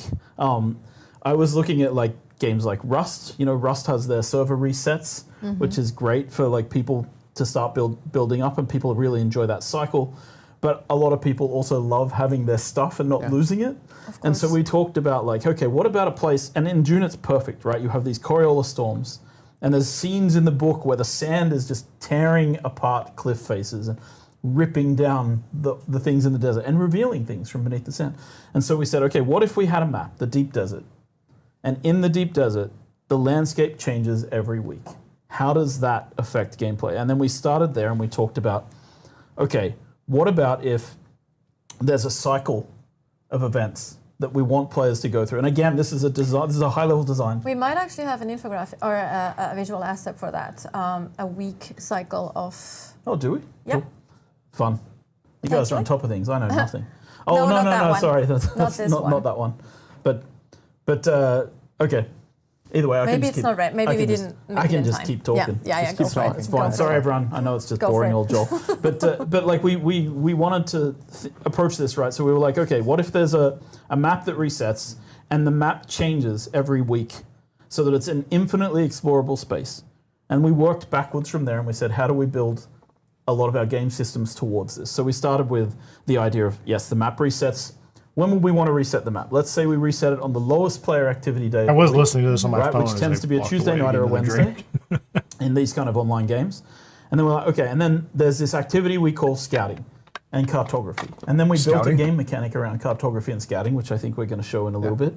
And that is, and maybe you saw it, we definitely tutorialized it in the beta, you reveal parts of the map. And then we made it so that you can save those maps and sell them to other players. So we create a loop there for players who are scouts, and that happens, let's say, you know, in a player activity week, it happens during the low ebb. The deep desert gets revealed. Everybody needs information. How do we make information a commodity? We create a cartography and a scouting system. Then once that information is gathered, people share it like with their this friends cycle. and their guilds. Then they start setting up what we call a logistics plan. How am I Even going if, like to there's so control much the content spaces in the deep before desert this. that I want to control? What is my guild looking for? Are we looking for spice? Are we looking for unique schematics?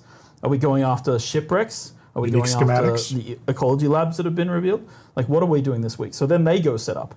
And then the weekend, which is when the highest player activity count is, that's when people are online. And that's where people really participate in the activities in the deep desert, whether that is running ecology labs with their friends or shipwrecks or fighting over like control points in the deep desert. And then after the weekend, I should say, on top of this as an umbrella is the Landsrad. And the Landsrad are asking you to do activities that take place both in the deep desert, but also outside of the deep desert. There's a lot of PvE stuff in there. And then at the end of that activity cycle, everybody votes. It sets a server-wide change, like a worldwide, I think we should say in our terminology. It changes every rule set in the world can be changed by the Landsrad. And then the Coriolis Storm happens again on a Tuesday, and we start over again with a new weekly cycle.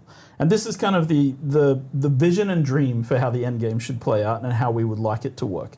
And yeah, I mean, we'll talk about how that we've set everything And up they are for this custom to be designing the case, the but of maps, course, too. no plan survives first The deep contact with desert players. maps. So another point I would like to make is just we're a live game. We'll continue to tweak and update these things. So, but let's maybe look at and talk about it. Yeah. Yes, let's look at some gameplay. Actually, And just like there were activities Imperial testing that stations you in the might be PvE areas, there wanting are to some in do. the deep So desert we that have are an there actual team here on some that maps and not there will now on the go next to map. the desert.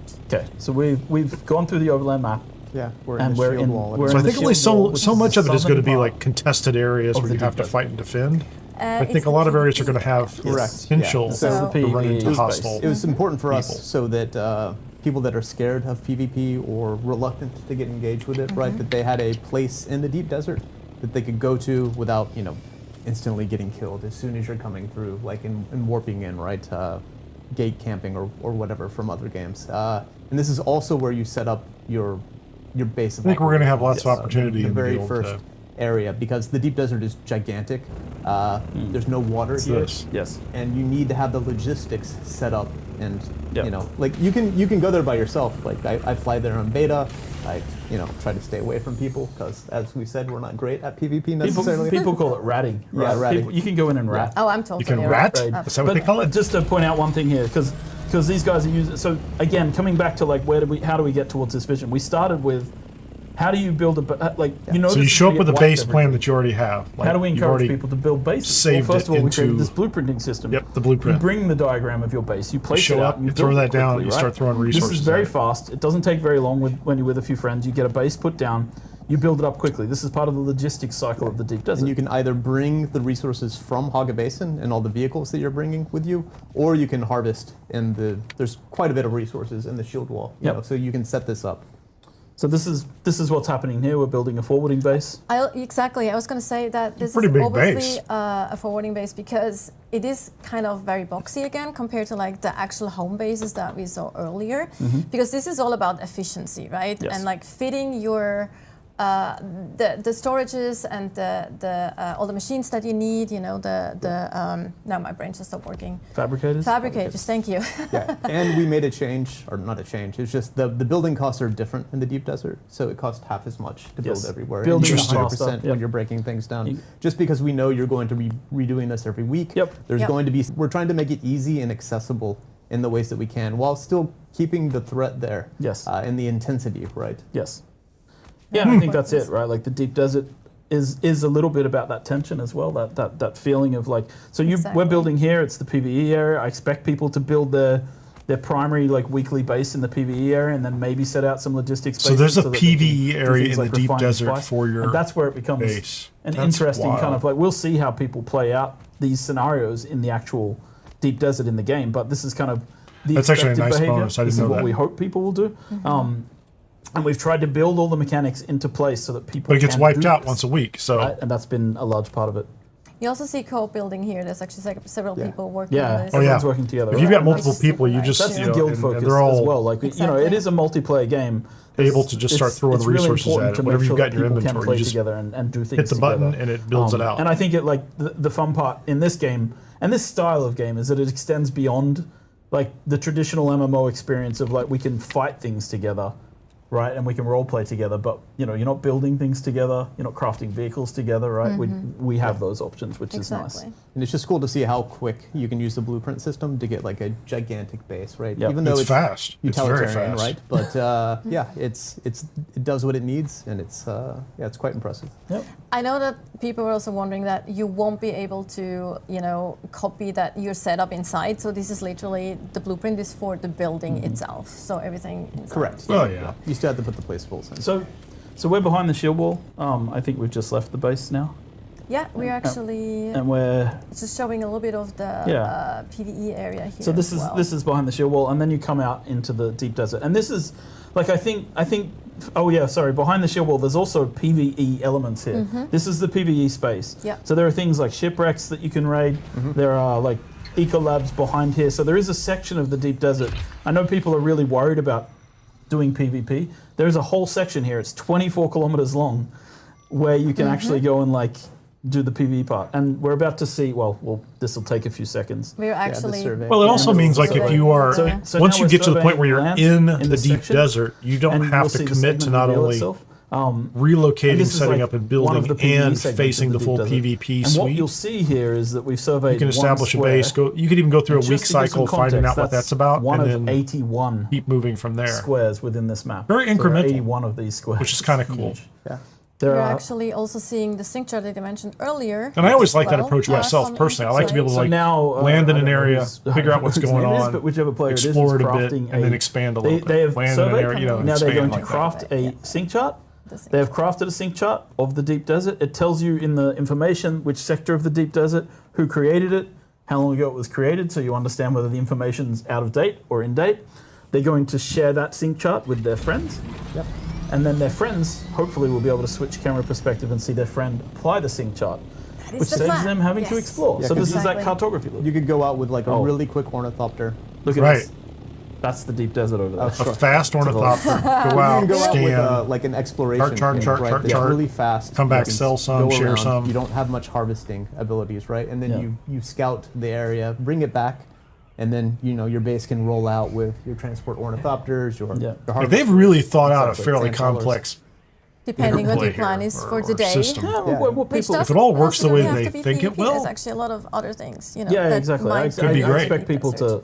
in guilds to be figuring things out and how they're going to work together to do these things. But there's roles here, right? Like again, we tried to really build this game with different roles for different people within guilds. Exactly. So the Look at idea the is, giant maybe I'm just the ornithopter scout, pad and up that's what I top. do because I hate, going into fights. But I go out, I bring back the information. Then people who like building bases are planning like what our logistics are going to be and what we're going to be doing this week in the deep desert. It's just like a big what do we need box to with harvest? 2 What do we ramps need in for it. our crafting? Duly noted. Are there uniques that we're looking for? Are there It's a specific very uniques? functional big box. I think with one of ramps the in it. really important Go to the top. points about the deep desert Ornithopter pad. is that like the unique schematics, the Imperial permits, which maybe people saw, the purple ones, they're on a limited loot setup, so you don't get the same ones every week, and the layouts of the deep desert change. Here we see the trading system. Interesting. The sync so chart's been they, traded. they reset every And week. those schematics you can only make a certain amount of times. Yeah, and now we're going to consume the sync chart, and then we're going to open our map and see that the sector has been cleared, the same sector that was sync charted. Very cool. So this is kind of cool. You can create copies of this and pass it off to your guild. You can create copies and sell them on the exchange to other players as well. Yes, and while now they're actually the building a transport transport ornithopter. ornithopter, we can actually quickly talk about the Curious Storm in combination with the map, because we actually have a visual asset here Yeah. that shows how they can look like on Yeah, the so map. we can talk about the rotation. So this is like, so let's see that we're going to see 3 weeks of Coriolis Storm. Coriolis changes to the Storm map. So has this is swept week the 1. map. And then we move to, Or and you reset can the see map. that there's like 1 eco lab, a shipwreck, and a cave there, right? And a small base, and some spice blows that have been marked. And then to the next week, the layout has changed. Where Same things tile. are is different. There's a control point now in the bottom left. There's an eco lab in a different place, and a shipwreck that's been Oh, uncovered. Okay. There'll be different loot and different Different schematics loot that in you all get. of them. Yeah, they said that And as then they designed the we go maps, one more their week tools, again. they get to shift around the And now islands. You can that see like this is a bit the structures and larger. the There's stone another stuff. control point. It's They a just shift different that all house control around, point and now. then they use Different spaces some on the map, procedural a couple of generation to eco lay labs other this pieces time, out. 4 or 5 caves and the shipwreck. So you can sort of see how this changes and how this loot encourages exploration for people each week. And that's one tile. That's one section. One of 81st. One of 81. Yeah. One of I will say 81 this, tiles. It's a very big desert with a lot of space. Yes. So there's not all the tiles are that populated each week. So people aren't like, oh, there's not 15 eco labs in every square, right? No. Like it's Yes. it's more big sparse. barren place. And this is also like important because if we want people to fight over things, we actually need to draw them to the same places to fight Yes. over specific things in PvP. Yes. So Alright. for the ones who actually do want the PvP, they have a place to go where they know there's probably other players there as well.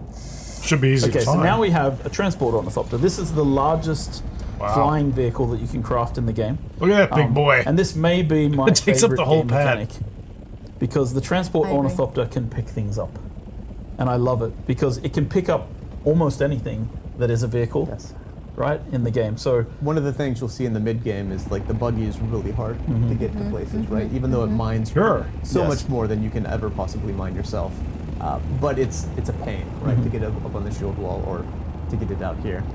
So a good tactic with the buggy though is to use it as storage and use the transport Yes, ornithopter to yeah. pick it up and carry it. Are we going to show an example of carrying? I guess we are. Yes, we Yeah, are, cool. because Yeah, what we're pick actually something up, preparing brother. for here is a spice harvesting mission. So the team's We're going here to out see do it. some Yes. spice harvesting. Cool. So we're actually gonna Okay. pick up a Yeah. harvester. So now we're coming out into what I call the real deep desert, right? This is actually what you think of when you think of Arrakis from the movies, right? So this is we just got the nice tutorial pop up talking about the deep desert. Yes. So this is Perfect the timing. Arrakis that we know from the films. So Hager Basin is like and it's taking a lot of the information that we have from the books. And Hager about, Basin is like, very different biomes civilized. and things, and making it into There are a lot of people truly there. sort of interesting PvE experience. But this is the true deep desert of Arrakis. This is the place where people are scared to go. This is where the Fremen live. We're passing outside the shield wall now. this is Cool. where the War Spice of blow. Assassins and the PvP is allowed to happen. Spice blow. And you can see a spice blow in the distance, which draws people from miles around to go there, right? And I do want to say, this section here, if you turn the camera right and left, you can see that we have the shield wall. It goes, this is 24 kilometers long, and you can't see people all the way along. So people who are like nervous about going into the deep desert because they're worried about, you know, the PvPers, I think there's like an element from my end, a designed moment that we've talked about Desert's big. on this project quite often is like, you come to the edge of this vast ocean and you dip your toe in the water and you're a little bit scared of sharks, but you see something in the distance and you think, I can make it. I can get there and I can get back. And the first time it's scary. And you feel that tension, and the second time, and the third time, but you feel that tension, but you actually start doing it, right? And I get that people worry about toxic behaviors and ganking and so forth, but we tried to build a space where you can get away from people as well. Correct, yeah. So I think that's really important to talk about. Gaming control. In Dune, you were given the tools to get away, right? Like if overwhelming amounts of people come after you, maybe you can't quite get away, but that's generally not going to happen. So a lot of it is more about, PvP is about controlling a point and like having to give up that point if you don't feel like fighting. Fighting over things instead of kicking down sandcastles. Exactly. Right, So which we're- means you so could on go the out there and here, you this could is kind capture of a point, interesting, maybe right? not So you even can see be the Landsraad's contested, in the and then you state get of, it, right? of Worst like, case, people if show we up claim because they this show up as at the same Atreides, time. we're but- going to win what we call a sizzle rad, and a sizzle rad means that we're going to get the voting Sizzle power for the week. So a sizzle rad is when we can Oh, complete a row. the top to So bottom normally, 5 in a row. if you were Harkonnen and Atreides in this situation, you'd both be fighting over this particular control That would point, drive the because Harkonnen you really to don't hug want off. the other one to win for the week. But normally, like it's as well, it's kind of you're always blocking each other and causing like the other team to have to, you know, go back pretty and cool. focus on filling out a row or trying to fill out as many squares as possible. So we're trying to take the House Haggle? House Haggle owns this control point in the deep desert. We're in the deep desert as Atreides taking over this control point on their behalf. And you can see it's just this, I found one of the houses in control point. It's West a place that you have to Vermilius. defend in the deep desert. It'll draw Nova Brew, other people. I think it's called. and it will earn you points. They wouldn't do It's a anything. but classic we control found point them, in so the deep desert. you find them. You One can go other have a thing, conversation just with them. They stop tell you for a what second here. they want. One other thing I just wanted to point out, one of the feedbacks we had in beta was about team markers. And you can see our new team marker system in the game here. It's deliberately 2, only 3. for the 4-person groups. I will not allow this to be in the game for guilds because I want, like, especially I know people talk about Zergs. I think when Zerg guilds and there's like, 40 people attacking each other on the screen, if everybody can see who's in their guild, it's very easy to target the people that you're trying to Zerg. But if it's just the group, Interesting. then it's much more difficult for Zergs to actually like not do friendly fire. Yeah. And there is full friendly fire on guilds. I mean, they can do it if they work for it, right? They can make sure everyone has the same swatches and the same sure. armor. So there is But ways to somebody do could it, but figure out they have what to you're work. dressed like and infiltrate. But that's not really. I mean, yeah, like, exactly. Yeah. So that's not really We my didn't wanna thing. take no away- artificial. But Yeah, this does seem workable. It's been one of I my. think. Let's say I will say this is one of those things where I have had to fight with a lot I of can see developers ways on to this get into the project deep about this. desert, get resources, ship down and, there, by and the way. It's progress cool that you and can contribute also to the Landsraad Loot that without having to be, but like, you know, it's like some kind of giving too much hyper-aggressive sweaty information for Zerg free to play machine, actually you know, like limits our having to ability fight for everything people that to have comes near you. politics and intrigue. Yeah. Because if I can see your name over your head, I know who you are, right? But if I don't know who that is, and you dress in my clothing and you walk into my base and you follow me around, it's like I might just think that you're my friend from the guild, when in fact you're just like, trying to infiltrate. And we want to allow that possibility because that is Dune. At its core, that is how things work. There are plans within plans. That is there an are groups interesting within comment. groups. I remember that from early on, where your kind of law was information has to be Oh earned. yeah, for sure. That was a very early thing. Can I just point out that we just Very crossed cool. a server border? Yeah. Like our game has server meshing tech in the deep desert, and it's been a very painful technical thing to get working. Yes. But we just crossed a server border. You probably might not have even noticed. even any sort of notice. hitching No, or no, anything not at because all. It's very seamless. And again, shout out to our technical team who've been Yes, working their yeah. butts off. So there's to the get there's the this in spice good blow. shape. But we just crossed a server border from one server to another, and it's basically not visible, which is great. Yeah, what we call like authority transfer. Authority when you move transfer it. between Yeah. servers, yeah. So now What's we're that? picking up a random sandcrawler and bringing it out to the spice harvesting field. So I mean, I love that. I love that mechanic. I think it's fantastic fun in the game. That's pretty just cool picking looking. things up. The transport ornithopter is quite slow, Yeah, it's very slow. so it is dangerous to go out just in the transport ornithopter. And you can of course sit in the harvester Yes, while being sure, you can, transported, yeah, which yeah. is really So fun too. You can also, Yes. I think the transport You can- has like 5 seats as well. So Yes, there's, yeah. you can bring a whole little group with you. Or have them standing on top. kidnap other Yeah. enemy harvesters as well, which is also super fun to do. But we should talk about spice, because Yes. that's really Yeah. ties the entire end game together, right? So Yeah. all the tier, the tier 6 or the last like set of resources, right? Mm-hmm. Everything requires spice to craft it. This all seems so Your far in-game away gear, when you're just like your on in-game foot trying to get a tools, bite. Yep. in-game You're like, I vehicles. just need a sand bite, so I don't. everything in game requires. I don't die spice for running crafting, across that essentially. stretch of sand. And also, This is we mentioned the pretty wild Landsrad. The stuff. Landsrad has always the center square of the Landsrad requires spice to win. It's I don't think, and it seems the to me Sandcrawler like this would be is really like, challenging. It's not the full solo. harvesters that you've seen in the films; those are owned by the big houses. But as you can see here, Yeah. this is like a little like raid event. We just placed a thumper on the sand. We have a guy on a bike. He's Exactly. riding around dropping thumpers. You should also hear it actually on Yeah. stream now. You hear Yeah. the I heard it. The thumpers are really important because sandworms roam the deep desert. They will be coming, and you need to be placing out thumpers to distract them away from that sandcrawler while it's harvesting spice. And you want to keep it on the spice as long as possible, just like in the book. Yeah. You want to stay on the spice, earn as much profit as you possibly can. You can even see the trail that the sandcrawler is Crazy. leaving in the spice as it sucks up spice into its little vacuum pack. Yeah, so the sandworm stops being, it not stops, but it's less of a threat as you're going throughout Hogga Basin into Yes. the mid game. But then at the There end he game, is. right, there's sandworms all over the place, and it becomes a threat again. That was the especially thumper. when you're trying to get spice from the sands. So yeah, so you saw the sandworm just took that thumper. Hopefully our Yep. intrepid thumper places have put out more of them. they're Yeah. totally You can see the well bikes organized. racing They have, like, away. several people placing out You, thumpers. They you've have, got like, people the just scouts on in sand the air bikes that we see dropping as well, thumpers, which is jump back on the sand bike and Super run cool. away. Plus our That's transport cool. to be ready for That any is kind of very, danger that very, might uh, occur. And so as Closely soon as the tied to the sandcrawler, lore in the like the books and person the driving the movies as well, sandcrawler so it knows just that they're the feels good. target of the sandworm. Definitely they need feels to radio good. in and be like, "Get me off the sand," so that the transport ornithopter will pick Feels them like up. that's But the kind of at thing the you wanna moment, I think try, we're you using know? the thumpers effectively as a team, and this is a part of it, right? Like this is why the deep desert is very Dune. I don't think you have this experience in any other game. And the idea was So I to wonder create what this. kind of So if you- communication exists. here with your so guild, that, there's like, something to do small with this fun, guilds, that's large interesting. guilds, groups that But are on then the same other players faction won't can show up as well. cooperate. And that's where it becomes. Because you may not be able to do So you're this, like, saying you know, it's unless not you've got a just large reskin group. Common Like, Excels. Is that what you're saying? you'd have to be able to pull groups We of could people talk about together. what the word reskin means. We could talk about, like, you know, that some of the best Oh. games in the world are reskins of other games. So you see here, though, that there is a lot of sandworms that Yeah, are yeah. popping up Yeah. here constantly, Yes. which is both fun to see, but also terrifying. There is Yes. a limit to how much they Yes. will eat thumpers, right? Yes. They Yeah. do eventually get annoyed. Eventually- There's they like, have enough. I'm not that dumb, Yeah, right? yeah. Like, they'll eat thumpers for a while. I see what you. I Okay, see so what you can only doing. plant so Yeah, many a thumpers diverse before they go knowledge. straight to the harvester. Okay, so we're gonna have to count them, But right? yeah, this is like. You also see nicely the scouts around to Yeah. see, like, also potentially looking out for sandstorms. Yes. Although You know, I suppose it this is feels a probably fair safest kind if of you're in one of the understanding in this ornithopters. You're just kind of up in the particular air. point. Enemies. But it's quite an coming in operation, as well, right? Enemies coming in. potentially. Yeah, Yes, So yeah, it's this is kind of the experience of like harvesting spice in the deep desert from a large spice blow. And there are smaller spice blows like that you can come to Yeah. with a smaller guild.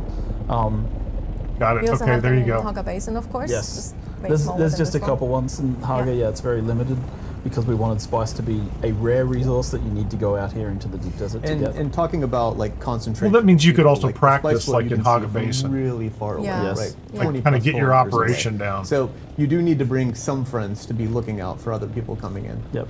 There's another thumper down there. So the further I you know go, we've seen the some, more complex the operation's going to comments have from to people be. that are like, well, you The more have organized you're going to have to go be. into the deep desert to get Or like the more people you're gonna highest have to type of coordinate gear with. and such. Still That is nice. not true.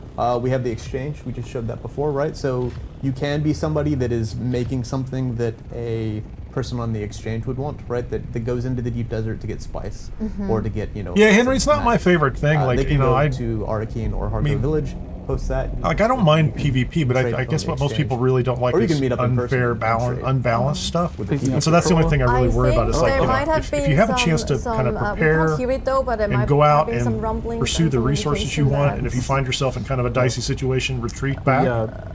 I think You know, that nobody they wants to got lose one stuff side they Big worked hard and for. thread. That's, you know, The I don't care if I die. Yeah, or we anything, that we doesn't do have bother a me, known but you don't bug in the want game where the to spike waste a lot color of time. disappears from the right? sand. So It's still there. that's going to be about kind of Yeah. learning the process and having a good, So- a good practice there around he it. is. That That's looks why great. they, And yeah, there's the you can grandfather actually hear one. that, yeah. That's Shy. It was great. There's a small one, Yeah, the and then little there'll tiny be one, sorry, you the can see a big scale. one Here's a there. baby, Yeah, like, so.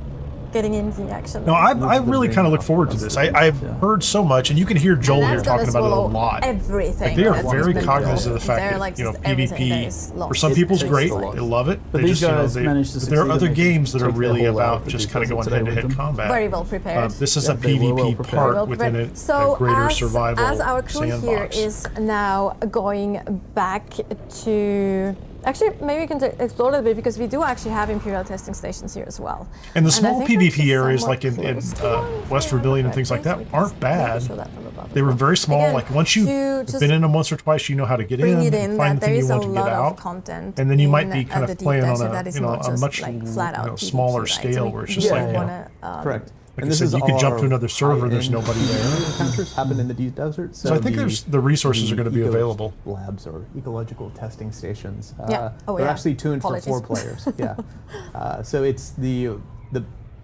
main PvE challenge would be out here where you're going to get those unique schematics that we were talking about earlier. But you need to scout, you need to find them, and then you need to perhaps Cool. fight over them. And work as a team, I think. But it puts looks us tuned incredible. Towards, I mean, minimum. 4 It's people. desert, and We actually- they've done we such a actually good job showed making the one, desert look in good. our combat stream. Yeah, the second It's part. incredible. Yeah, Yes, exactly. exactly. They're like kind of wave-based, kind of very different approach than the Imperial testing stations that we have in Haggard What is Base. this place? And they're Yeah, different that's- every week. it's the entrance. Oh, check that out. Call This is the station. material and, testing like, station. As the game continues, as we go through live and we continue to update and expand, there'll be more things that show up. What I want to know is for how much example, PvP is going on and inside things one like of these. that So like if you're going to that go people into one of expect these to and clear explore. it, So things will be are you uncovered. also going to be in a And PvP as I situation mentioned, trying like to the go layouts through for the deep a desert, testing they're station? handcrafted. We have a cool system where we like build the layouts by hand and generate the spaces between them with the sand. So it's kind of like we fill in the gaps with the sand. But like we are building new layouts Robert. for this all the time, right? And then over time we'll incorporate. I more hate and that more it's gonna be elements. days. So there'll be always something to do. That's the pillar of the game, infinite exploration, right? Yes. And that's one of the goals is to create a space that's always explorable. And something else I'd like to say that I think is like important is we will add, like we have the DLCs and things coming for the game. We'll be adding things in the DLCs, but the deep desert will always remain something that we consider to be at the zenith of the power curve in the game. So we'll keep adding to the deep desert. So let's say that zenith we of the power have curve. tier 5 items in the game and we go to tier 7, then the deep desert will start to have tier 7 equipment and items and things in it as well. We will always try to keep it on par with anything else we add in terms of power. And Because the deep desert really It's is also said that they have currently, I continually think, 12 weeks or explorable space. 3 to 4 months Yeah. worth of maps Yeah, already yeah, made, we'll all continue custom to add mapped. like stuff, and there and will they'll be just like in DLCs there'll be places where adding people them. can get access to gear that is currently in the deep desert, right? When we do that, we'll And so also if increase they the ever deep desert, make sure if that they there's ever more things. repeat, so that's kind of maybe the, after a year, the long-term the goal maps won't even be predictable is because to it just continue updating they get the to game, move around continue adding pieces, new and, stuff. and even a map that you Exactly. might have Yeah. seen To also ensure players the same that. testing So station on. while Maybe we that one comes actually back around have every our now and then, team but it's or not there every actually, week. The I like the spice harvesters variety. go back to on the way to the quartermaster to deploy or like to kind of. It's also Dune, Give them the 22. spice, basically. Absolutely. Yeah, give them the spice for the It's long also term. sandy. We do have an additional asset. We have It's actually a hot. video from a stress test that we did with the beta last I don't week remember on all the Friday. Dune lore. I've We read see the book. a lot of The things original happening. book. The beta I haven't read Yes, the other thank books. you, beta Certainly players. checked out all the movies and things. but- Fantastic work on that side as well. So here, that's actually a glimpse. They've at, done a good enough the job stress to test that convince we me did. it's That's worth also deep being desert. involved in. Lots of people together in the deep desert. A lot of ornithopters, and it's just It just really looks cool wild. like Get that their ornithopters. to like. Yeah, we were see spawning. that as well. They were spawning thopters like crazy. Someone's flame. You just know, I mean, even though they Drone kind of bombs. dialed back on calling it Players an never MMO behave when you put them RPG, in the same right? space. If I remember correctly, that's actually Camille with the flames. You just know it's like full of, No, you not know, Camille, sorry, full of Ignacio, I mean, players. that was or will Ignacio. be The context of this full stress test, by the So way, you was like don't we were know testing, exactly how it's going to work out. Like they people have their crossing the server ideas. boundaries with our mesh But when servers. everybody gets I in love that there, little them. ornithopter They'll back there. fight Sorry, back. it's like just sorry, go ahead. and fighting along the server boundaries just to see how the performance was. So you'll see people firing rockets, and yeah, it was a cool test. I think we got a lot of very useful useful data out of this. Yep. And seeing how people were fighting together. I will let it pass Also, through shout me. out to our Here is the automation mind killer. team, because they what are every they- build, right? We have the deep. Are they desert, running into each other? And they have basically. I didn't even think about that. Automation You system can called Legion. you can And dogfight. it goes and it tests all of these things, right? So it's got hundreds of ornithopters going back and forth between. Hey, Truth, anyone? How you all doing? zone boundaries. Yep. Lots of. I did create a There's a lot save of testing beforehand, that goes but I into a wanted to project see it. like this. You know, It's like, Yes. insane. Yes. And the more sandbox. somebody you else get, had already more dropped the things robot, break. the mech AI, and Obviously, that the one more sometime freedom too. we also give the players, Yeah, the more exactly. things Yeah, can break. exactly. And like, All my followers got I mad think I at me. said that to you earlier as well. That like, story-driven didn't games die. that are linear and you follow one story are one thing. We do have that aspect in the game as well, but I think what we at Funcom really love to do is we love to create worlds where players can write their own stories and can tell their own stories, right? I think that's such a different approach They're to doing a great job. Yeah. game it's- development. One of the ways we describe Arrakis is a crisis generator, Yeah. right? So One of the it is crisis spawning generator. Thank you very stories, much, and that's guys. why like these tense locations, like the deep desert, are really important because it does spawn these memorable moments that you remember that you go Exactly. experience. Yeah, with that is a friends shame, or Truth. guild. Like they, You I make thought they were friends, you talking make about enemies, console and that's really important. simultaneous to, launch like, for a long fully time, experience and then the- now it's you know, like the they politics just and the pushed way intrigue back. of Dune. 100%. The power of multiplayer, right? Yes, like I remember, like we had a lot of. Of course, who knows what we'll before go we through, back to actually like, delivering this. how much of prize, this stuff we will had a very be challenging. actually a lot of really cool moments from it looks streamers like and a players good, and fun YouTube environment. content creators about the beta weekend or from the beta weekend. And I remember one moment. I call it the GTA moment, where GTA one of the moment? streamers, I think, he was harvesting one. something or something. Yeah. Oh no, he was downed. He was downed by an enemy. He was Yeah, downed but yeah, not out. yeah. And then Yes, the yes, other one yeah. comes in and just drives over the enemy that was like targeting him, Yes. and he couldn't stop laughing. It's like these little moments that make, that create those stories that are so fun to share as well and are unique to you then. And it's like, and that is, I think, where for me, that satisfaction of really creating those worlds comes. Yeah, Well, I'm glad you're here, and sir. and I think it's one of the things like we get a bit of. I mean, it's fine. Like we get feedback like, oh, I'll play the yeah, daylights out of this Yeah. thing. Being able to stand. Now, on top of I an will ornithopter continue to is cover daunting. other It games on the is, channel, but but I'm when always they looking asked for a me way if to we should balance the remove stuff. that, I And, said, there's no. only so much Surfing sci-fi. on an and ornithopter is at least actually the, cool. the why isn't top that level cool? stuff. Like, why isn't that something we want? So Sci-fi like space and sometimes, yeah, stuff that I we, can we, get in we here, make but those I like the choices as survival well. stuff, Like it's and like, this yeah, is this bringing might together look a a lot of little weird things that I like in a sometimes, game. but you know what? So It's I'm way more optimistic. fun when you can do it. Feature, Yeah, yes, it's way more fun when you can do it. The meta on beta might have been, surfing on ornithopters, shooting people with assault A rifles. little bit of that might be Yeah. fixed now. We fixed some of the assault rifle issues. All right, so let's go What are they back doing? into delivering. This is the prize. repeating. It's on a loop. Oh, actually, no. Let's talk a little more. Keep I showing us the actually same wanted footage, I think. to Look at all those ask you both doctors. a question. What's going on? You actually have answered that recently in an interview, but that's Uh-oh. not the reason I'm asking because I Oh. plan to do it anyway. It's like, what is each of you's favorite thing in the game? I mean, you mentioned a few things that we saw, like the transport ornithopter and stuff, but I'm pretty sure there's other things that you're particularly proud of. So, survival games for me, one of the best things they do is they make the world more interactable than other genres, right? So I think the team has done a great job of using the harvesting system. Not only does the cut array cut up the resources and get it, but you come across these wrecked ornithopters, and every time I come across one and I'm cutting off the wings and getting the resources from it, it just feels great, right? Because It feels makes great. the game I'm glad he more said fun. that. That was So the I would exact say thought I that had. whole entire system They made that process is feel really good. unique Like with I'm what we're carving doing. up a stupid copper rock, Yeah, and it I mean, feels for like me, that's it's, neat. I think I'm thinking about the one that I mentioned in the interview as well, probably. But like the Dew Reaper, and the way that you, because I like. Look, I made Conan. We made Conan, and Conan's a bit more stock standard in the survival sense, right? You're chopping down trees and you're harvesting rocks. And when it came to Dune, we had the design principle of make your designs fit Dune, do not make Dune fit your designs. And it was like, what does harvesting water look like in Dune? And there's a line in the book where Duke Leto is looking out a window and the sun's rising and there's all these people out in the fields harvesting dew off the flowers, and you're like, that's how precious water is on this planet. And that's a moment that our game needs to have. And so it isn't just the That's conflict. wild. It's like, Dew yeah, it's Reaper. cool, this action of sweeping the dew off the It's top of cool. plants using this little Holtzman field that drains the water up into, and not only did the animation team and the effects team nail that, and the audio team got all of that works, but There's a feature also if you hit the T button, the time of day, checking when time of day the you dew can pull harvest up, time is optimal, feeling and it's so there's satisfying. an indicator to on be out screen. there, I didn't find it during the 10 beta. minutes before the sun comes up, and you're filling just liter johns full of water because you understood the game system and you understood the timing.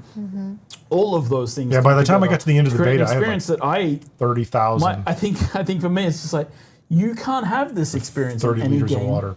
except Dune. And to me, that's the most precious thing, right? Like, Oh, I feel no. like it's so good when yeah, all those Mountain things Dew, come together. not Like good. as a developer, It's that's probably just the most sugar, rewarding isn't it? stuff, right? And it feels good. And The water you doesn't- could probably I survive don't really as long care as if you didn't anyone short else likes something it, out. But, because I love it so much. No, because Is I there a think it cleaner really you can nails use? it, Like, right? you Like can I can't speak I've had some electronics more in there. I highly don't of know if how they take cool Mountain that Dew works, off. right? Totally And get it, shout out to the yes. team who worked on it and everybody who did their part. 100%. No, I Because get ready. that.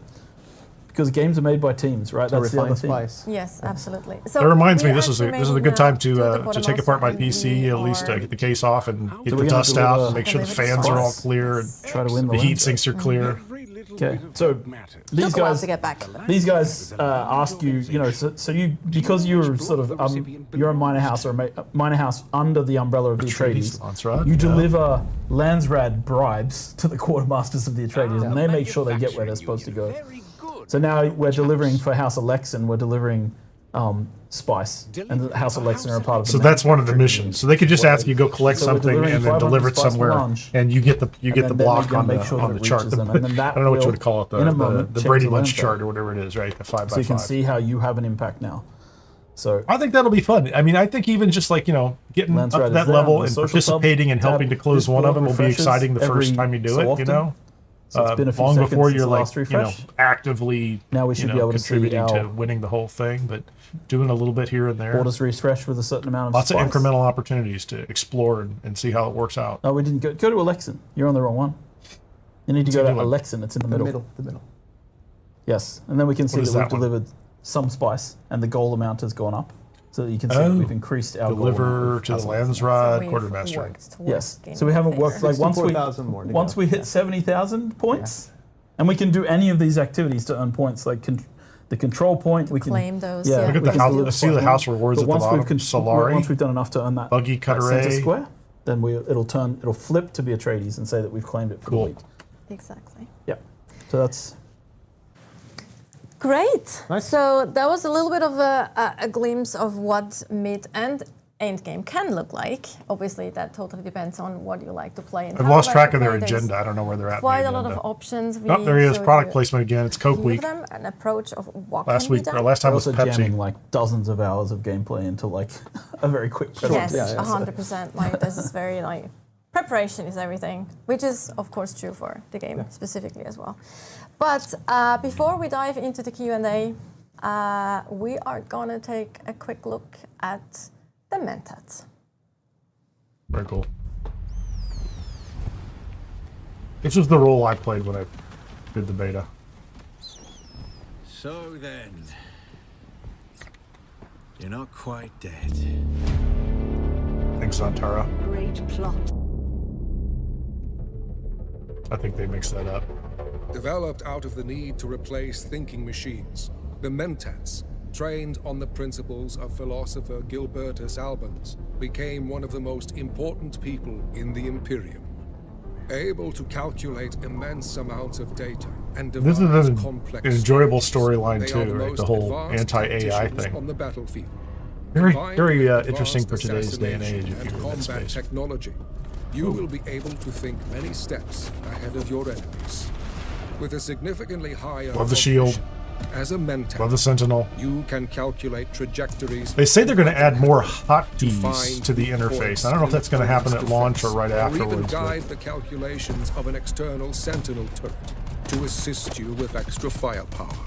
the Sentinel turret's really Focusing useful. on strategic control over raw I never used the strength. poison A capsule. I didn't go mentat much is in an that tree. expert in assassination technology. But I love the Using headshot, poison assassination, capsules range, to trap combined enemies with in a those cloud others. of death. Or when out of sight, send in a hunter-seeker before the enemy has even noticed your presence. For a I don't think I tactical played with that. advantage, That's cool. the Mentats have devised further development of Imperial A technology, tiny shield ball. such as the shield wall for extra protection. And to fool Very, very simple-minded enemies, a projection of looks yourself cool. will confuse and scatter their focus. Throughout the dunes of Arrakis, There are a bunch of skills that any I think will school make can a be difference in trained and improved by PvP that masters. in the beta Increasing were your mental capacity wasn't worth really and kind of further pursuing, but advancing your I'm tactical kind of technology anxious. will let you hold the Joel strategic mentioned one as a advantage in mentat that any helps defend situation. you against Bene But to Gesserit reach as the well, which I highest thought tactical operation, nice. adopting other schools of thought will increase your mental complexity, opening up further possibilities. Focus your mind and calculate each step forward to find the optimal Nice rifle. probability for your survival on Arrakis. Better rifle than I had. I need higher end sniper rifles.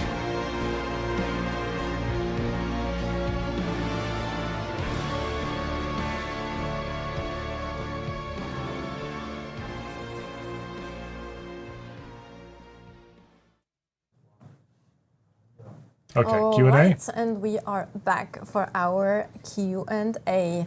So our wizards behind the screens and behind the cameras are going to throw up questions that have been collected. They're ready now. She just said as they're gonna we thought. throw up. Fantastic. Before anybody asks any Questions. questions, though, I just want to make a reveal of my own. Nice. Special toe shoes today for everybody's. They look really cool though. They are cool. But No. it also looks a bit like Hobbit feet, to be fair. Yeah. Like at least close up, Chad. So it's good you have. a Joel little is bit an of odd fellow. it's good you have close For all ups. the money in the world. From what I understand, they're very healthy though. They're way better for you than actual normal shoes. So Yep. That's what they say. that's what they say. So I think the regular cycle is, you know, like you get your base Maybe built they're up in not- one of maybe the they're not PvE working out. areas, Hog base or Well, something your like feet are that. very healthy. My- Let's If you say use that. small Super Sorry, all healthy. right. Enough distraction. I sub-thief, apologize. there's no you have to. taxes, The which means you reveal can have You don't have a to. core base there. We You just have to wouldn't make want sure you you've any got other a way, shield up on it. That'll last weeks. All right. Rui's probably going to kill And me. if you happen to be working with a group cooperatively, like in a guild or All right. something We want like him every that, other way. you can set it up Every so other people way. can stop no, in and, no, you know, it's all good. Like it's also you put guys some make put it some really nice. You know, some you battery complement packs on each your other shield really to make sure well. that I've you got can, pants, if you're he not there doesn't for a have while. pants. Then something Exactly. wrong. He And has that's pretty toe shoes. easy Yeah, to you do. actually wear socks as well. So it's just like. But if you do the advanced sub it's a whole there's a balance tax thing. burden on Yeah. top of that. But I don't. I think there are going to be plenty of ways to make money in this game. I just All right. unless they really have the balance While wrong. we still wait, I don't think that's gonna on be the a big questions, problem they're still either. collecting some of them. Nobody has. I just want to. I want to build a Maybe big, no one you has know, We've answered Walmart every, style. every possible question I people wish, could have is right, fully I Guild wish. base. Like that's Huge kind of building, both the multi-levels. blessings and the blessing and the challenge of Dune Awakening. I think is just it has so many aspects of different games, you know, Yeah. that we really tried to put together and you have there- people try and understand. Were you so. there when I was like presenting to the press about the game and I was calling Funcom morons for taking Yes, of course I was Yes, there. yeah. I was fun. expecting headlines. I- we we didn't take get a a lot of single risks. headlines. Yes. We didn't get a single headlines like that. Yeah. Funcoms are morons. Well, Chief Creative Director says. Well, we It's are like we keep trying to, you know, like it's one of the things that I love about working here.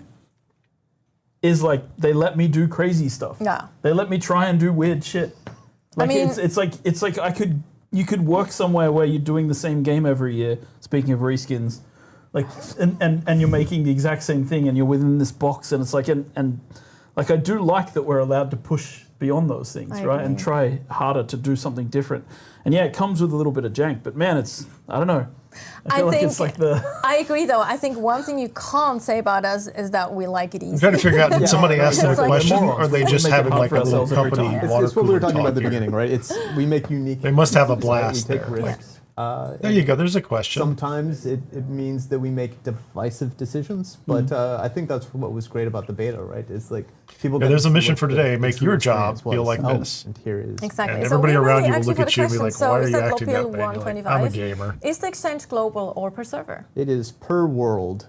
So the world Per is what world. we call a container of all the Haga Basin that you will play and interact with, right? So there are hundreds of worlds, so it is not global. yeah. It is one deep desert per world. Yeah. 2 social hubs per world, and then many Haga basins. per How world. many servers? He's And not going that to tell is us. what we call a world. And yeah, as Scott says, at launch there are hundreds of worlds to choose from, right? And within Hundreds. each world, there's many Haga basins to choose from. Right. I think during the beta Alright. there were something like I don't think it was And 40 Sig servers on the asks, North American Are the world. Overlord dungeons instanced per player? Can you do them as But for some of the group, other or are areas they around the open world, like it was the social 10. hubs? The I hope there's answer possibly is more, that they so. are not instanced for a group. They are per player, and they are not open like the social hubs. They are instanced, though. Yes, they are To a instanced. limit. To a So limit. several people in the same world can be doing the same, like Yeah, the single. water fat Yeah. mansion. Right? Yeah. Yes. Which are kind of our That's only interesting. instant content in that way, Yes. in Yes. that sense. Yep. Correct. Charlie Foxtrot YouTube. And I think there's a lot of How do opportunity, the especially different like, for circuits work? small group play, like, they parties are up to 4, and you basically could go do, isolate Imperial test resources stations in so Haga that they Basin with can 4 only be people. used if And they're on I was running into, in this PvE and area, I then was you running can into set people a who were in circuit there for the- already. It's a And little some bit of those harder to runs do are that, but very you can set easy like because a somebody else has machine's cleared them input all and out. Now, you don't get the output opportunity to circuit, fight, that and way. you don't And get so the that's experience for kind of killing the extent enemies, of it. but Draw from this the storage. loot's there, so you just Deliver to this storage when you're finished. head over on a right? bike, And run that's basically- through. Yeah. Yeah, For this you group you're the of- one clearing Yeah. it out. Yeah, You yeah, a couple exactly. And people you can set clear out a certain place number of pretty easy. storages per circuit, and so yeah. So And they say that the That's loot basically it. is per person. So, like, if you go into that Big first Straffen testing station with the asks, bike how parts, will they everybody ensure gets the balance parts. between Harkonnen and It's not like one Atreides? person gets the parts. So if there you go are in with 2 or systems. 3 I think I people, talked about everybody this gets in another- loot. You when I got that just question. mentioned as well as I like hedged we it last time. have, Which is but we nice. didn't Some want to systems spoil that I'm it, not going which to we talk too shouldn't. much Exactly, about. exactly. And then when we introduce a third faction, which we are planning to, it will also have a role in that balance. But that's basically what I can say right now. But ensure is very hard. Like, it's very hard to like be 100% certain because, when you give players choice, they choose. And so you can't guarantee that it's going to be 100%, not 100% people on Atreides on a world. But I think we have pretty good systems in place to make sure that I'm very anxious to see that third feels like faction. it balances itself out pretty There's well. a smuggler In the group. There deep are desert actually is other not factions that were Atreides in versus Harkonnen. Yes. earlier It games, is too. Every Yes. person for themselves, right? So even if Harkonnen are kind of dominating a server, or they're 60-40, they're going to be fighting themselves Yes. in the deep desert as well. And that's actually something I forgot to mention when we were talking about the Landsrad. Like the Landsrad, you can see the different within top the guilds. factions who the top guilds are and who contributed the most. Because a part of the Dune thing is that like You get more it votes. isn't that like everybody in Atreides is a monolith. It's actually like people want the Duke's attention, so they want to be further up. And the same with the Harkonnen, right? Like I want the Baron to witness me, so I'm trying to get to the top of the list of guilds. So there should be inter-guild competition even within the factions. So they overall are working towards the common goal of the Landsrad, but they're trying to beat each other to be the best in the Landsrad. So they have the most voting power, they get the rewards, etc. Yeah, especially also because like one Atreides guild might be focused on PvP, the other one might be super opposed to PvP. Yep. So they definitely don't want the PvP guild to like get, we want full PvP. So Yes. they will, work against them and like, Yes. we want to be top because we want to have more say in which degree we actually going Well, to have. Henry, it. just on your last So- comment crafting there, guild's going to want the crafting decree, Exactly, and yes. they're not going to want the PvP because it's with a decree, right? live Exactly. game and There's it's gonna be always that kind of on, there's competition. always going to be that Even within temptation the to be factions. like Yes, doing something. But exactly. So yeah. unless you're really Good question. rushing towards the Cypher end game, and asked, I don't think can I'm our going to races be. get rated? So not in Haga Basin. They will be safe. Well, I wanna hear Haga this question. Basin. In the deep deserts, it's a bit different. Yeah, in the PvE section of the Deep Desert, no. Yeah. But in the PvP section of the PvE Deep Desert, section, there is no. a mechanism by which bases have a vulnerability window where they can be rated. It is a very short vulnerability window, and again, I would They point talked to about the this on lore the Discord. of the Dune universe. So I'm sorry for everybody who hasn't read the books and doesn't know a way in which shields can go down for a brief period of time. But it is worth. It's around looking page into because 700 then you'll something in the understand book. exactly how the mechanics can work. Just And so I you know I'm know. being needlessly cryptic, but I'm sure there's people spamming in the chat about it already. Yeah. Let them figure it out. It's about Open static Alchemist, electricity. If I don't take the mission to talk with House So there Atreides are or parts of the Harkonnen, book where, will I be content locked as yes, far this as is a proce- spoiler, will but- I be content locked as far as Sandstorms processing? create a tremendous amount of Progressive, sorry. static The electricity. main story and so the there's an political opportunity during a sandstorm that a shield can be taken down No, if you could then the go after. story, while it involves House Atreides and the Harkonnen, I don't remember if there's it is lightning in the not, game, but about that. It's about you and your role on Dune. It's your quest to find the Fremen and wake Atomics. right? So, That'd be good so the too. main story follows that. What was we in were the talking books. about and what we were showing earlier with the different faction unlocks, like in terms of the visuals and those things, you're locked out of if you don't want to join a faction. But those You are can't get, pure vanity. but they're pure vanity, right? No mechanics. Okay. But yeah, you can't. But one thing that's You cannot have to join be the in- Landsrad You have to be in a unless faction. you have aligned yourself with a faction. Your guild must be aligned with a faction to participate. So the in guild has to pick That a is the one faction, hard and the requirement players I that think, are in the guild have to be in that faction faction alignment too. has in the game. That's it. Otherwise, yeah, you can. Do And that's all going to the be a content challenge. without Like joining if I Atreides get or people who Harkonnen. want to join I also the think guild I when want it to comes start, to like, progressing, kind of have to all go. in the I'd beta, probably go during to beta, Atreides. you were still very much in the Because I'm going to save visualization Harkonnen for another part of playthrough. the game, honestly, right? Yeah. I'll do that So, again later. I don't really need to know go back that, and forth. Some players were like, "Whoa, this is very linear and things." But the thing is, things open up quite more once you're past that tutorialization section as well. So you won't be actually locked progressing when it comes to crafting or where you spend your point. Yeah, and in the intel opening points specifically. in the opening of the game, after character creation, you actually get a choice as to whether you want to play with an unlocked tech tree or a locked tech tree. Yes, this is The important. reason we put that there is so that people who are advanced survival players or people who've played Dune before can just go, okay, I want the unlocked tech tree, I know what I'm doing. But I recommend, and we recommend, that the locked tech tree is for people who are playing the game for the first time, and really, like, because there are so many, we've been talking about it a lot today, there are so many mechanics that are just kind of Dune mechanics that we want people to learn, and we need to teach them. And it's going to be hard for you to know what to do. Like, you don't know about dew reaping and times of day when you should be out harvesting dew unless you follow the tutorials that we put in place for that, right? So it's just that. Or that you need to go to shipwrecks to craft better weapons. Yes. Yeah. Yes. Cooper, When I something first is went there through, about- I had them lock the Yes. tech tree, I but I believe discovered there were 200. things that Yeah. I would have built Currently. earlier that I Currently. couldn't get access But to you can because I was respect- following the yeah, quest. so Feels like the it's, first time I through, believe that's it's a on 48-hour perfectly fine thing to do. Cycle. So The second character I spun up over the weekend, I unlocked it so that I could do stuff faster. Something else. And there's a point where Exactly you what run they're out of, saying. you Like, if stop you're getting, familiar with it, unlock points for your tech tree, intel points. And then we have a mechanic in the game for you to go around and unlock more intel points by going to bases in the world, like enemy bases and outposts. So Yeah. there's a level cap that puts a stop to some of those progression things, and then the next step from there is for you to go and So it wasn't explore until more I and started go looking at it and trying to figure out, well, how can I optimize my path and get through this as Yes, fast as exactly. possible, Also, like, that I think wanted to there's be able to pick things different off the tech tree level faster. and skill point caps, right? Because you have a So, character like, level. the you first have time I skill played points, through and you have Haga Basin intel South, points. So Yes. there's like 3 different. It was hours, caps like that you 4 or pick 5 up. hours in order to get through the path they were leading me through. And I wanted to do that. I wanted to see it all. It was great. Is it It possible was to lose enjoyable. all your Don't get me gear wrong. in PvP? So not in PvP in the base level. In the deep desert, you lose resources that you're carrying, Solari and Spice, and you take durability damage to some of your gear. Right, that's what happens every time you die, PvE or PvP. But if there's a specific decree from the Landsrad which enables full loot PvP in the deep desert for 1 week, then that's the only time. And we'll in be the able to game tell where that. you can lose all your gear in PvP. And if it's one of those weeks where Or whoever won if you're last week fighting makes it in the full sand loot and the PvP, sandworm then you comes pay in. attention. Yeah, sure. If you try I to decide find how the much you sandworm, gear in yeah. PvP. Or how much you we take with count you. is the sandworm PvP really?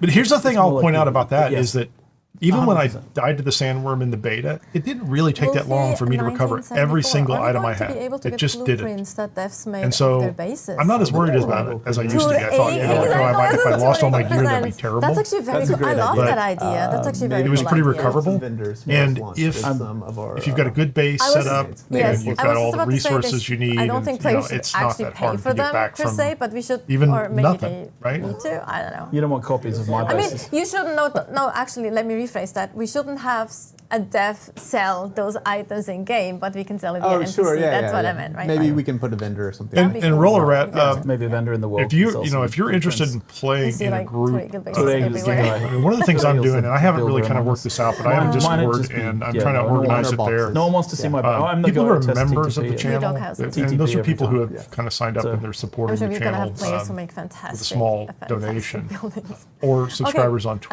Quintinovic is are going to be asking, will priorities or Tifa's now be prioritized on in that, Awakening? but I'm believe pretty so. sure like the guild is going to I be don't know. open to There's people who discussions going are on. There's At least- discussions. subscribed I on my can't channel remember what and the last active is, and but Discord, people and are I can looking kind at of, it. for me, it's like making sure I Everyone's, know like, who open people on are. message Default's so now I just, is like I don't want to hammering create messages right? to me Yeah. on create an my environment where like, people are putting the work question, in, and they, I you guess, know, we would be, kind of will don't Dune Awakening hang be out on together a GeForce little now bit. Yes, for streaming? yes. There's an that's what I- opportunity there. Just I join don't the know the Discord answer, and I'm follow sorry, but along. still. Yeah, I don't You think get I to have an play. official answer. You know, might be a place to come hang out. And if I don't expect that the guild's going to get super big. How do you balance the council wins? If one side Because I gets think unique just a few weapons, people won't have that side expressed have a interest, better and chance I to cover win a the next bunch of vote different down the line? games, but If it does get Not big, necessarily. we'll figure out a way to spin up more because guilds and have the more tasks people in for it. the but lands I are don't- pulled I from don't like so there's anticipate 25 that's tasks per week, and there's super likely. a pool This of game, like we're gonna have to give it some 400 months and see how it tasks that goes can too, potentially so. show up.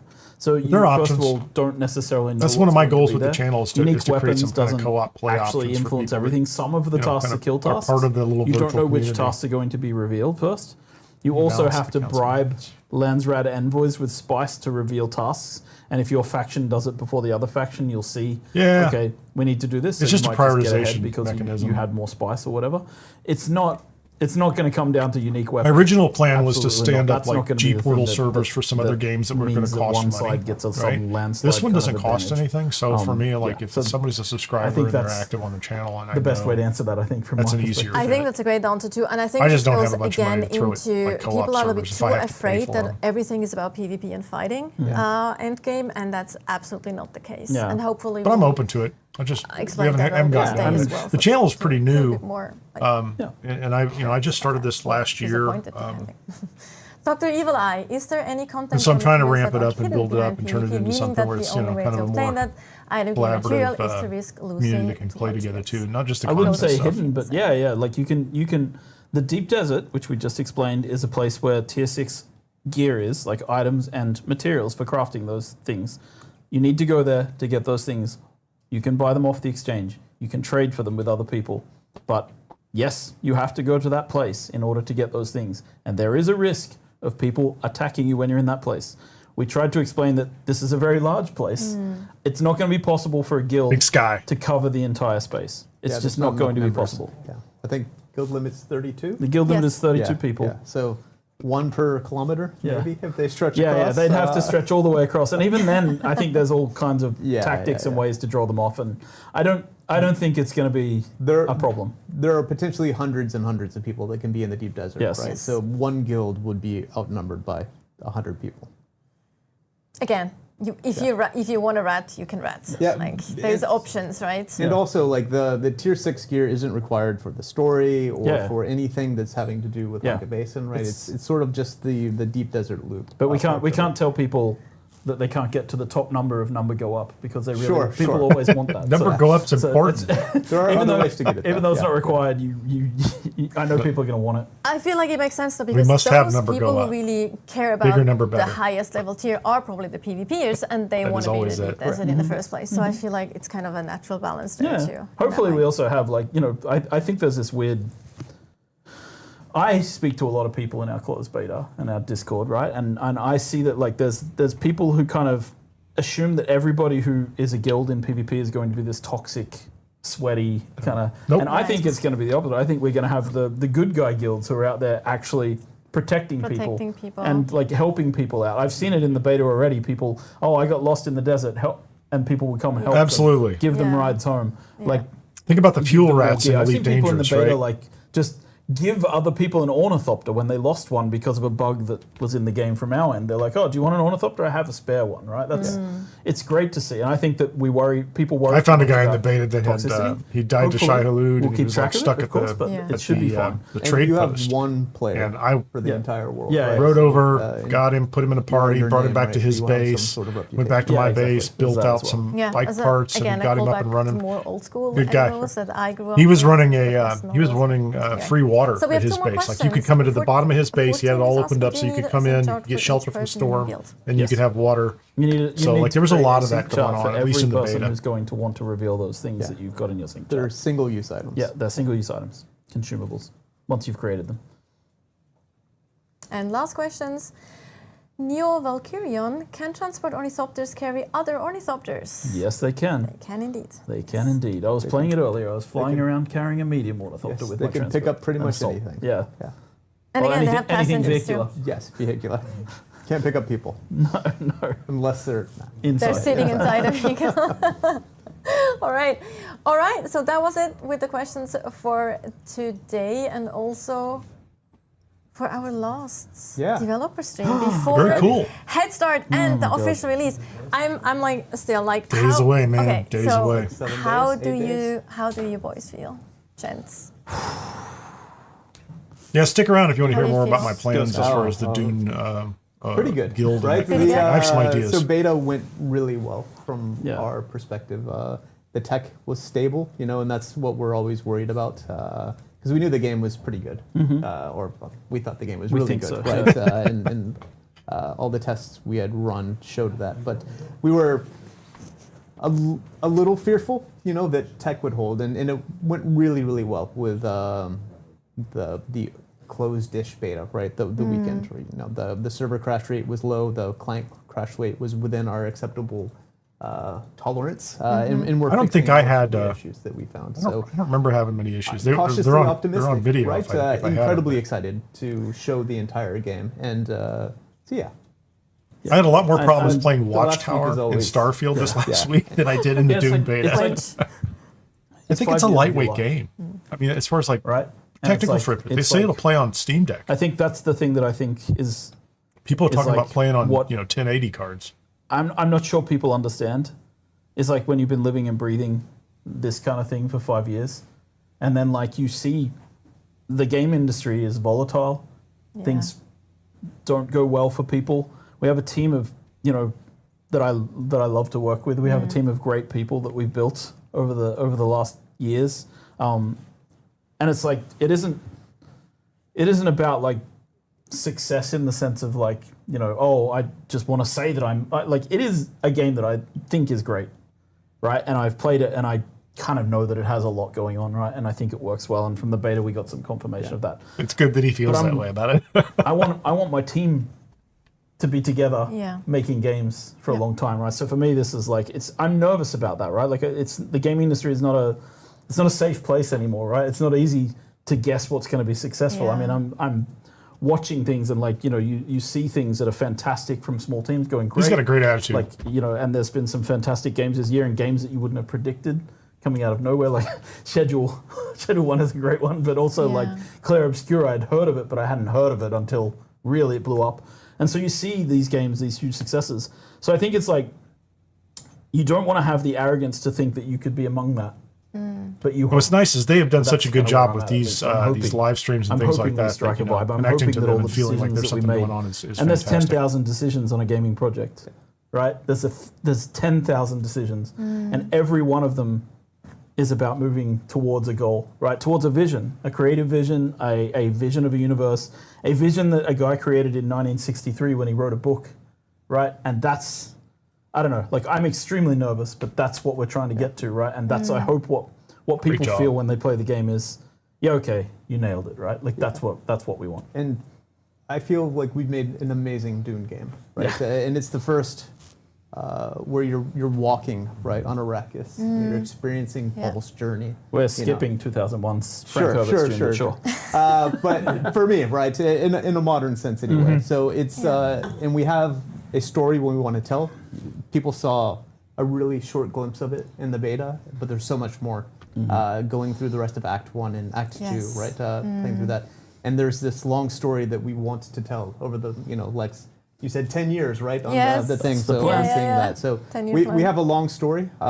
We want to continue releasing updates, every 3-4 months with additions to that story, in addition to the DLCs that we're going to come I think out. the So DLC when you plan buy the currently game, goes you're getting into early everything here right first, now, second quarter plus next all year. the story content. The stuff that if you buy the release over Ultimate next Edition years. or actually But Deluxe or we're- Ultimate, We're you're excited. in on both of those. It's a lot of pressure. Yeah. But yeah, we'll Cosmetics and side there's no story. guarantees in love and war. But you know what? I'll say this for the record. I'm really proud of our team and what they've done. And Yes. and like no matter what happens, all of them can hold their heads up high because they have worked really hard to bring this to fruition. Absolutely, shout out to our teams, the many teams that work on this game Yeah, with yeah. all different departments. Every department. and Yeah, yeah. absolutely, it's a beast of a game. I think we It can is a say beast. that. Yeah. And I'm actually getting goosebumps now. I'm sorry. I'm actually getting goosebumps. I'm sorry. Such a. Yeah. Anyway, but I think that's a wonderful note to end this again last developer stream Yeah. Yep. on for before Head Start and Yeah. release. One thing we can actually say is that you will be able to upgrade your editions on the 10th of January. So there will be an option. 10th of June. Interesting. 10th of, sorry, June. Oh my God. That wonderful ending. I just completely read that. That's fine. Oh well. Congratulations. Anyway. Back to the launch Prove times. here, There you go. We're good. Yes, so 10th of June, when the game goes into full release, you will be able to upgrade your editions, should you want to do that. There will be options on Steam. And we'll be ending. Thank you so much again, Scott and Joel, for being here, doing out of your busy schedules. So we really appreciate it, talking to us. And we'll have a last trailer. And with that, I thank everyone for watching and joining us today. And hopefully, we're going to do another trailer. Enjoy what's coming your way. Thanks, everyone. Yeah, see you on Thursday. Yeah, cheers.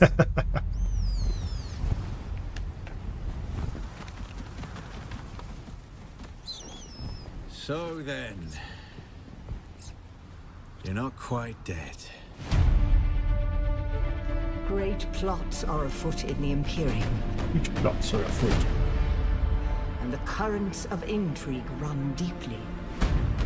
You will go to Arrakis as our agent. You have one task. Find the Fremen. Wake the sleeper.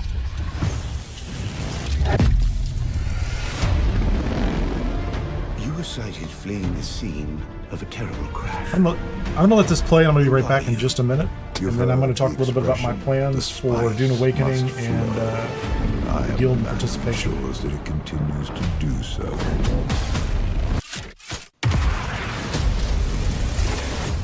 I dreamed of you. Burst in fire. Twin comets in the sky. The seer of lies. I am terrified of what happens when you awaken.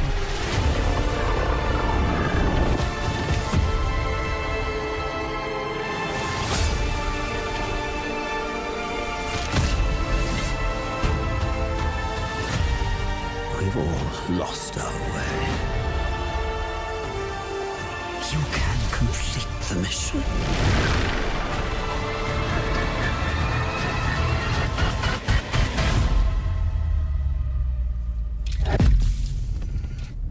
Every person carries their past with them. Who are you?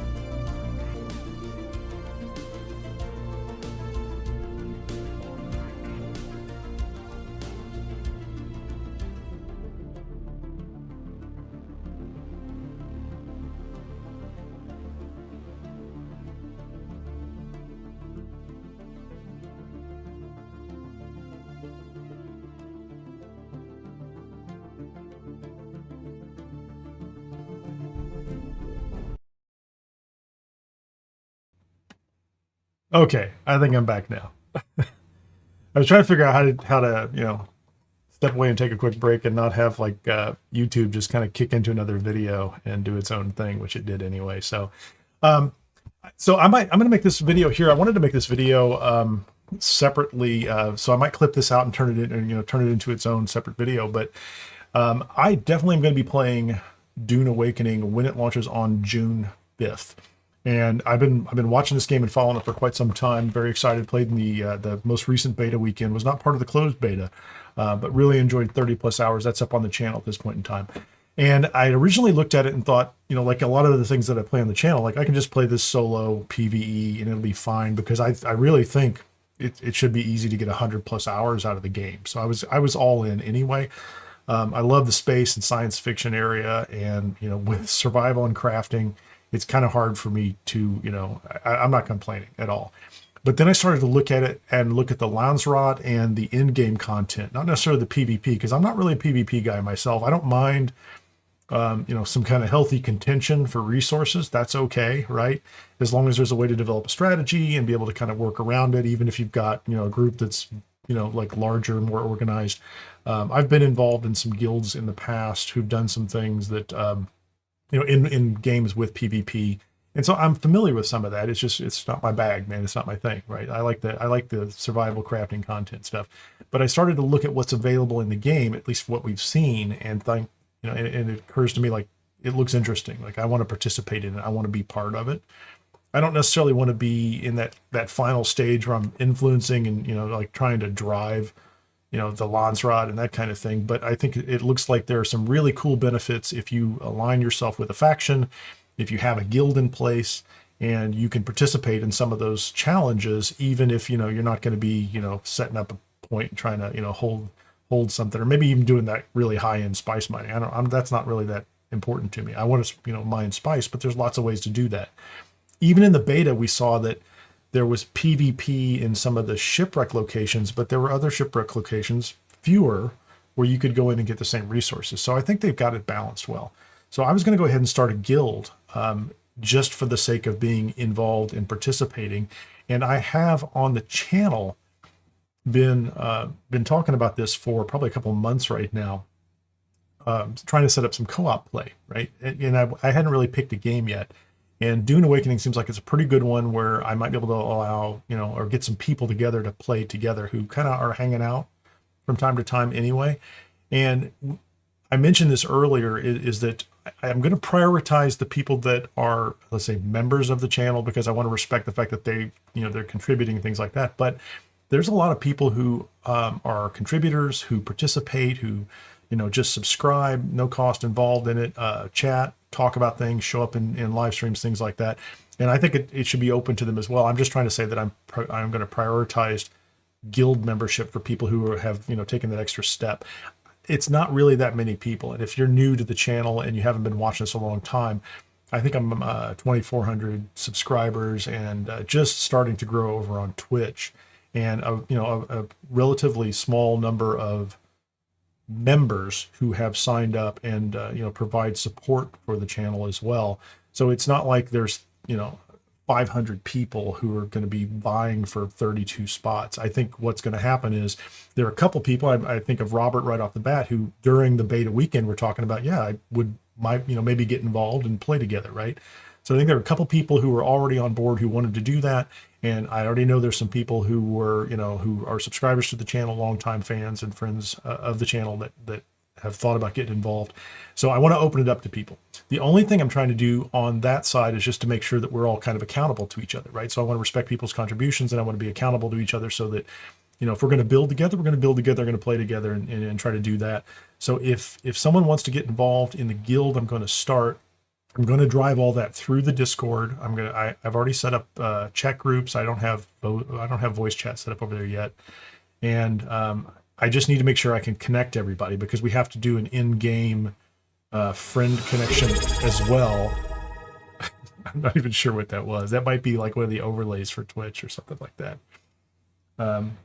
There you go. Very nice. I appreciate that, Joker. What was that?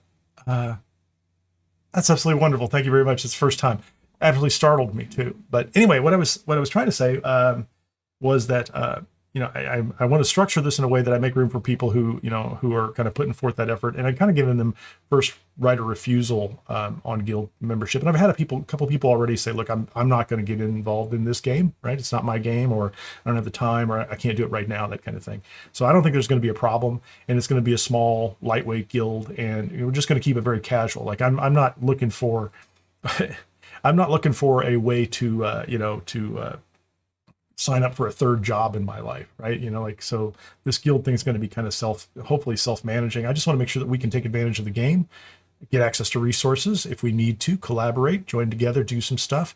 And I think there's going to be a lot of hours that are in Haga Basin in the PvE area for quite a while, long before any of the stuff that we watched today on the video shows up. So I'm pretty comfortable with the idea of kind of a long progression there. And if you are, you don't have to be hardcore PvPer to do something like this. This is going to be, come and hang out. And the nice thing about it is if we make the connections within the game, there's always the opportunity. You can go off and build your own base, don't be involved in the guild, do whatever. And you just may have the opportunity to connect up with people that you're spending some time with anyway. So that said, keep an open mind on it. Join the Discord if you're not already on the Discord and you want to participate. I can't make any commitments as to how involved this is going to be, but I think it's just, let's have the framework in place so that if we want to do more, we can do that. And we'll just try to keep everything, useful to everybody, respect everybody's time, and whatever level of commitment, they're making, or just, kind of hanging out. That's valuable as far as I'm concerned. I think with that said, the only other thing that I would add to it, actually, there was one other thing I was going to add. I'd forgotten about it early on, is if you're new to the channel and you still want to participate, make sure you jump in, right, and say something, right? I just, for me, it's just a matter of making sure I can kind of connect the dots on who's who and make sure I put people in, because if I need to, I'll add people to a special group in Discord so that we can coordinate. Also, it's worth keeping in mind that I will be live streaming the game, and if you are playing and you could end up on the live stream as well, right? And if we're using kind of the local voice chat, that might show up. We might have to think about those kinds of things. And so think about that in advance and decide whether that's a problem for you or it concerns you in any way, shape, or form. It looks like it's going to be a fun game. I'm going to be playing other games. If in the future I do some stuff that involves games and servers that I incur costs on, I'll handle those as we go. It's not like I have a lot of time I'm not going to run 20 servers or anything like that. I'm just looking to keep the channel and the content going, keep it all growing, and make it an entertaining place for people to come and hang out and check out new games and check out games that we can, kind of get involved in together. So with that, thank you so much for joining me on the live stream watch party today. I appreciate that. If I think of anything else, I may add it in a pinned comment below here. I might pull this one out and kind of clip it as well. But for right now, we're going to wrap up. Thanks so much. And this is Kineer, and I'm out of here. We'll see you on the next one.